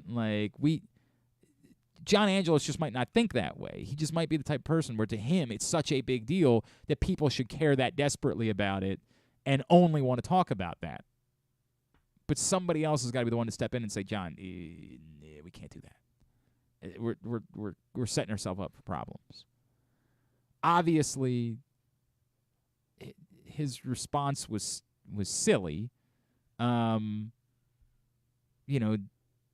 Dan Connolly had every right to you can't have this happen. You can't put yourself in this position. Somebody needed to step in and say, we're asking for a problem here. You understand, if you're going to make yourself available, these are the questions that are going to be asked. It's going to distract from what it is that you want to do. It's going to distract from you wanting this to be a big deal. It's going to take the focus away. I think what the Orioles did is a wonderful thing. But the other stuff is too important for it to just be left alone. Whether it's in a press conference setting or in an interview, on a radio station, whatever it is. You can't not ask those questions. You have to. That's what matters. So, is that alone Should somebody be crucified for it? Was bad. It was a bad look, but it doesn't really matter in comparison to the actual issues. Like, is the lease gonna get done? Who's gonna be the owner of the team? Is the team gonna those are the things that actually matter. This is window dressing. Like, it was an awkward day. It was awkward. I think it'd be awesome if John Angelos. I don't believe for a second that John Angelos was actually going to invite reporters to come look at the books. I don't believe that for a second. I never thought that it was real. But man, how crazy would it be if he really did? Like, how wild would it be if he said, you know what? I'm gonna let you do that. Even if it was just Dan Connolly. Like, even if only Dan was the one that was allowed to come over and look at him. Like, that would be wild. But I don't know. I think it was a mistake. I think by now I kind of don't care. I care about the other stuff. I care about what's actually going on. It's interesting to me. I just happen to notice this. John Angelos' I apologize. I don't remember if it's his wife or his girlfriend. I want to make sure I have this right because I don't want to be wrong about something. John Angelos. It's his wife. I'm sorry. I knew that. I'm sorry. I just want to make sure I said that correctly. His wife is named Margaret. We share that in common. My wife is also named Margaret. Margaret Valentine, and her Twitter is @MagValentine, and her bio on Twitter reads, "The Orioles aren't moving to Nashville. I work there." Just like, it was a very weird thing for me to come across while I was just sort of diving into this last week. Like, it was like, wow, it's quite an odd thing to choose to put in your Twitter bio. Like, what a weird kind of sentence that is. I've never believed for a second the Orioles were moving, and I've told you, it's silly to talk about this. John Angelos, the Angelos family, is not going to be granted a desirable market that baseball's been trying to get into. Like, it's absurd. It's absurd that we've been talking about this. Like, baseball would go along with that. They've had, you know how many problems that Major League Baseball's had with the Orioles over the years? The idea that they're going to say, but you get to have this market. Stop. Come on, man. Like, we can't be this dumb. Like, we just can't be. There's never been a threat of John Angelos moving the Orioles to Nashville. That's never existed. It's been created. That's never been a real thing. We have dealt with it because of other things that we don't understand, because of the unknowns. It's a complicated situation with the Angelos family between, Peter's lengthy illness, not knowing about George's interest in running the team, the lawsuit within the family. All of it is very complicated. But they got the money.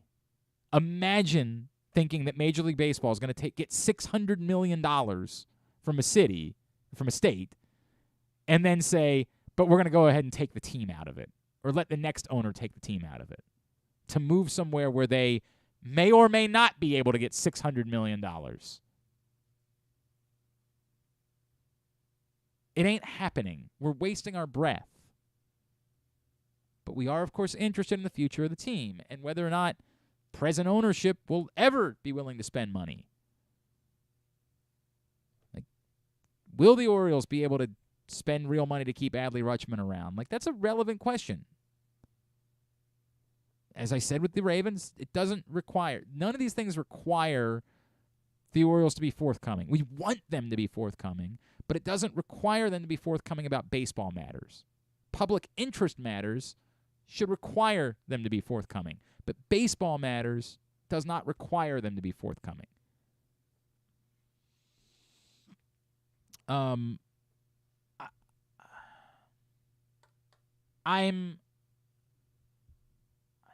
bothered by it. It bothered me for the day. Like, I was like, come on, really? Really? Why's it always got to be this? Why can't it ever be something that makes us feel good? Like, so yeah, for a day I was bothered by it. After the day, I kind of stopped caring about it. Like, it was ugly, but there are bigger problems, and those are the ones that need to be solved. And I get that we want them solved immediately. It's just not how, like, the legal system works. It's not how anyone who's ever dealt with a situation where there was a family member who was wealthy but not really capable of making decisions any longer. It's complicated as hell. And it is a shame that the baseball team that we root for is caught up in all of that. It stinks.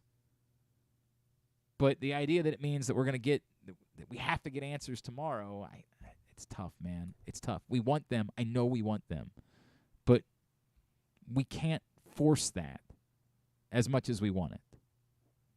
I just wish they wouldn't have announced a press conference. I wish the Orioles, in hindsight, as much as you want to blame John Angelos, I think there are other places to blame where somebody within the franchise should have stepped in and said, hey, if this isn't what we're doing today, we shouldn't present this the way that we're presenting it.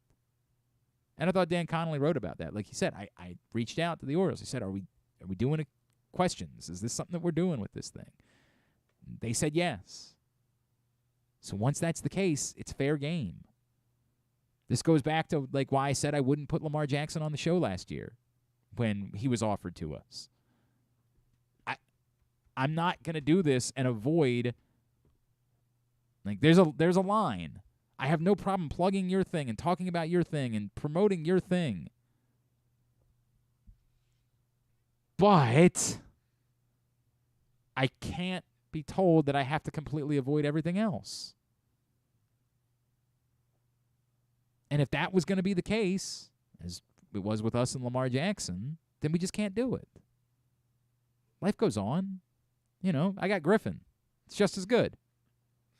And if that was the case with the Orioles, then somebody should have said, look, let's be careful about how we word this thing. Let's be careful about what we're presenting. Let's make it abundantly clear we're doing an event to talk about this wonderful scholarship and what we're trying to do to invest for underprivileged kids in our city, and we're doing it on Martin Luther King Day, but that's what we're doing, and we're not doing anything else. Make that abundantly clear. And then give, the Dan Connollys of the world a choice. Let them say, either I want to write about that or I don't. Either my employer thinks that I should write about that or they don't. Go from there. But it was set up for failure with the way that the announcement was written. We talked about it on the show that Friday before when Stan was in. It was an awkward way. That was a bold thing to put out there for it to only be a scholarship and then no willingness at all to discuss anything else. It was a bad look. Bad look. All right, let's get a tidbit. Tidbit is brought to you today by the print issue of Pressbox, which is available for free. Your neighborhood Royal Farms. They have hundreds of locations around town where you find Pressbox.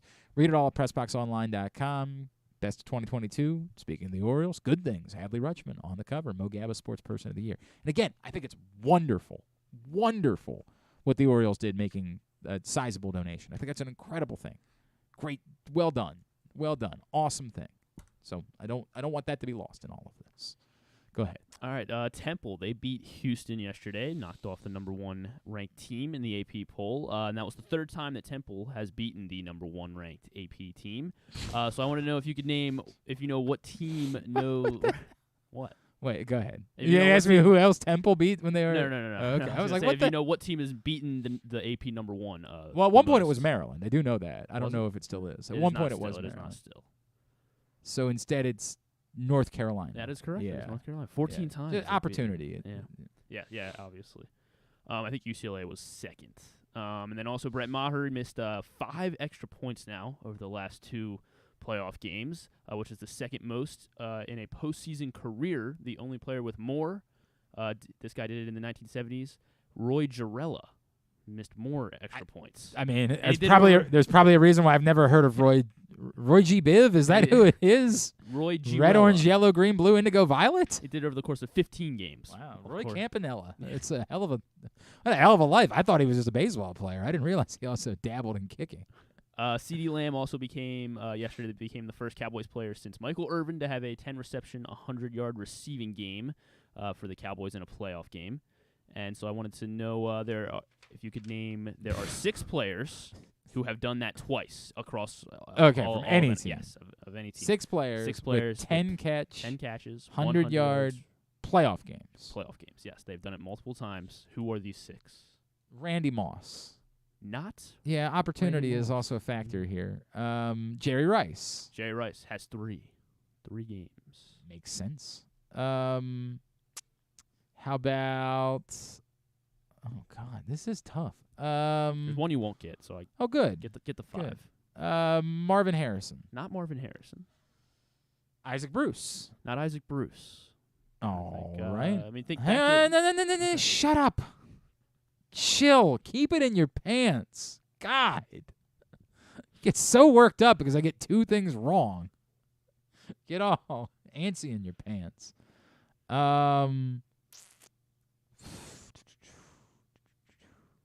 Julian Edelman. That is an excellent guess, and he is on the list. How about that? Did it twice. Julian Edelman.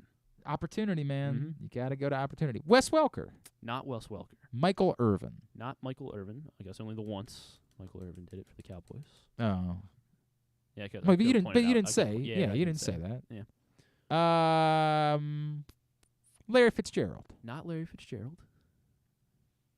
Are they all wide receivers? No. they're Travis not. Kelce. Travis Kelce has done it 3 times. Are they now all wide receivers? Yes, the rest Okay. are wide receivers. All right.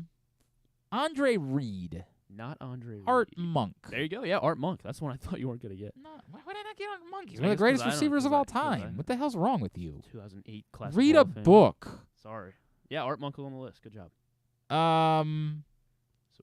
John Stallworth. Not John Stallworth. Hines Ward. Hines Ward 3 times. Hines I think Ward. there had to be a Steeler on the list. Missing one more. One more. This guy did it twice. Tim Brown. Not Tim Brown. He is from God with you. All right, fine. It's 12:31. Actually, this We do have millennium. to- This millennium. Oh, this millennium. Okay. This side of 2000. Side of 2000. Tyreek Hill. Not Tyreek Hill. Steve Smith. Not Steve Smith. He played for 2 teams, and so I assume it's this one, but I guess it's possible that he did it with the other one as well. So I assume it's possible he's. But he played with 2 teams that were in the playoffs. Thank during you. his- yeah. Appreciate it. It's a dynamite. So they were in the playoffs, is what you're saying. Yeah. Oh, okay. Well, now that you put it that way, I can't think of who else. He won a Super Bowl MVP? Oh, I didn't know that. Who is Super Bowl MVP? Deion Branch? Yes, Deion Branch. Yeah. Did it twice. Yeah. All right. 10 catches, 100 yards. I in would the not have playoffs. gotten that. I can't believe that the one you thought I was not going to get out of that group was Art Monk and not Deion Branch. I can't believe you thought that Art Monk was harder than. Get that. Jesus Christ.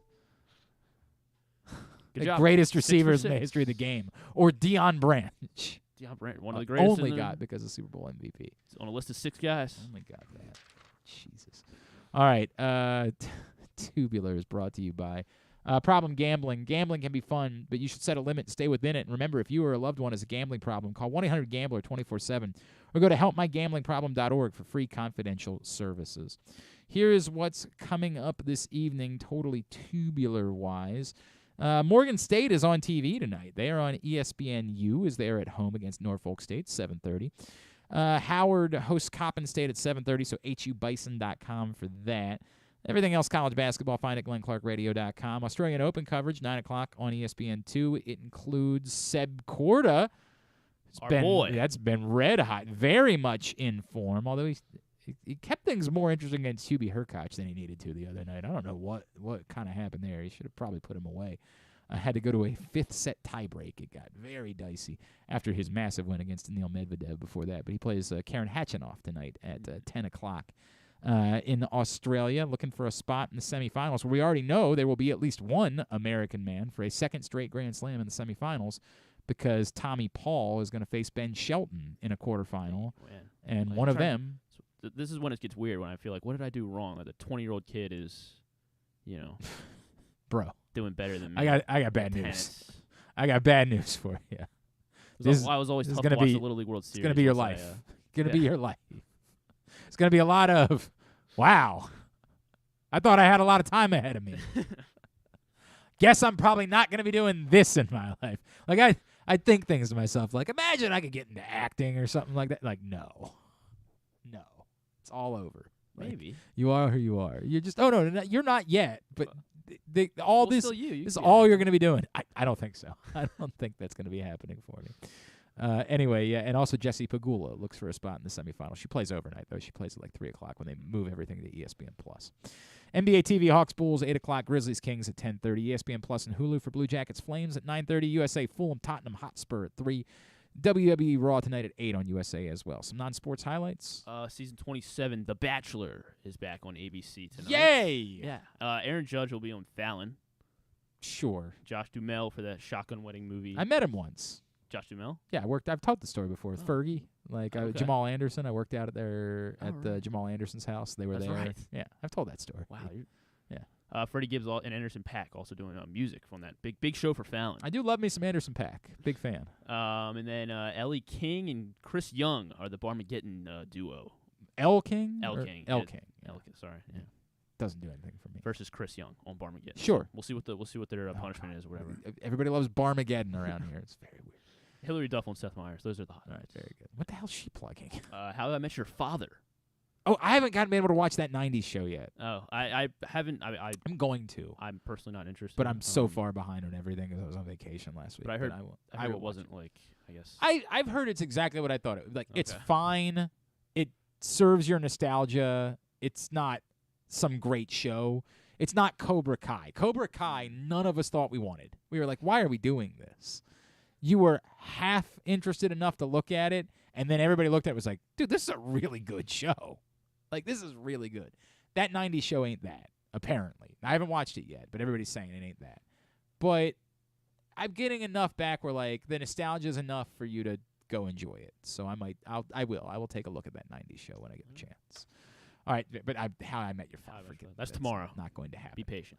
I was never into How I Met Your Mother. Although it's funny because people that I share things in common with, are like, you probably would have liked it. So I never. CBS comedies have always been so bad. Yeah. Like The Big Bang Theory and stuff like that I've just never. Young Sheldon. Mike and Molly, all that type of, like, just been the King of Queens, just dreck. So I like. Well, King of Queens, okay. No, it was not. It was dreck. CBS comedies have typically been awful. What was Seinfeld on? NBC. Oh, was NBC? Oh, okay. Yes. NBC comedies, the exact opposite. NBC comedies, like, have always been outstanding. Parks and Rec, The Office, things like that, right? Like, that's why I gave a shot to American Auto and those shows in the last couple of years. Because normally NBC comedies are pretty good. Cheers, not sure if you're aware of it. Pretty famous show. But CBS comedies mostly stink, so I never really gave How I Met Your Mother a chance. And there are people that I trust their opinion that say I would have enjoyed it. What are we doing? It's 12:37. We got to go. I didn't do a show last week. It's fine. We gave a little extra today.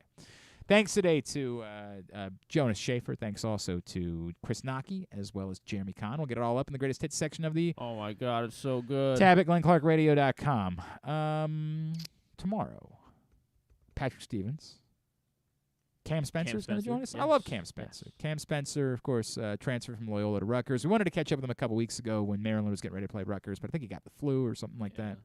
And he was coming off a big week. So, but I've been wanting to do it. Of course, big weeks. Boys Latin alum, played at Loyola and now killing it at Rutgers this season. So we'll catch up with Cam Spencer and Stuff and Things on a Tuesday edition of the program.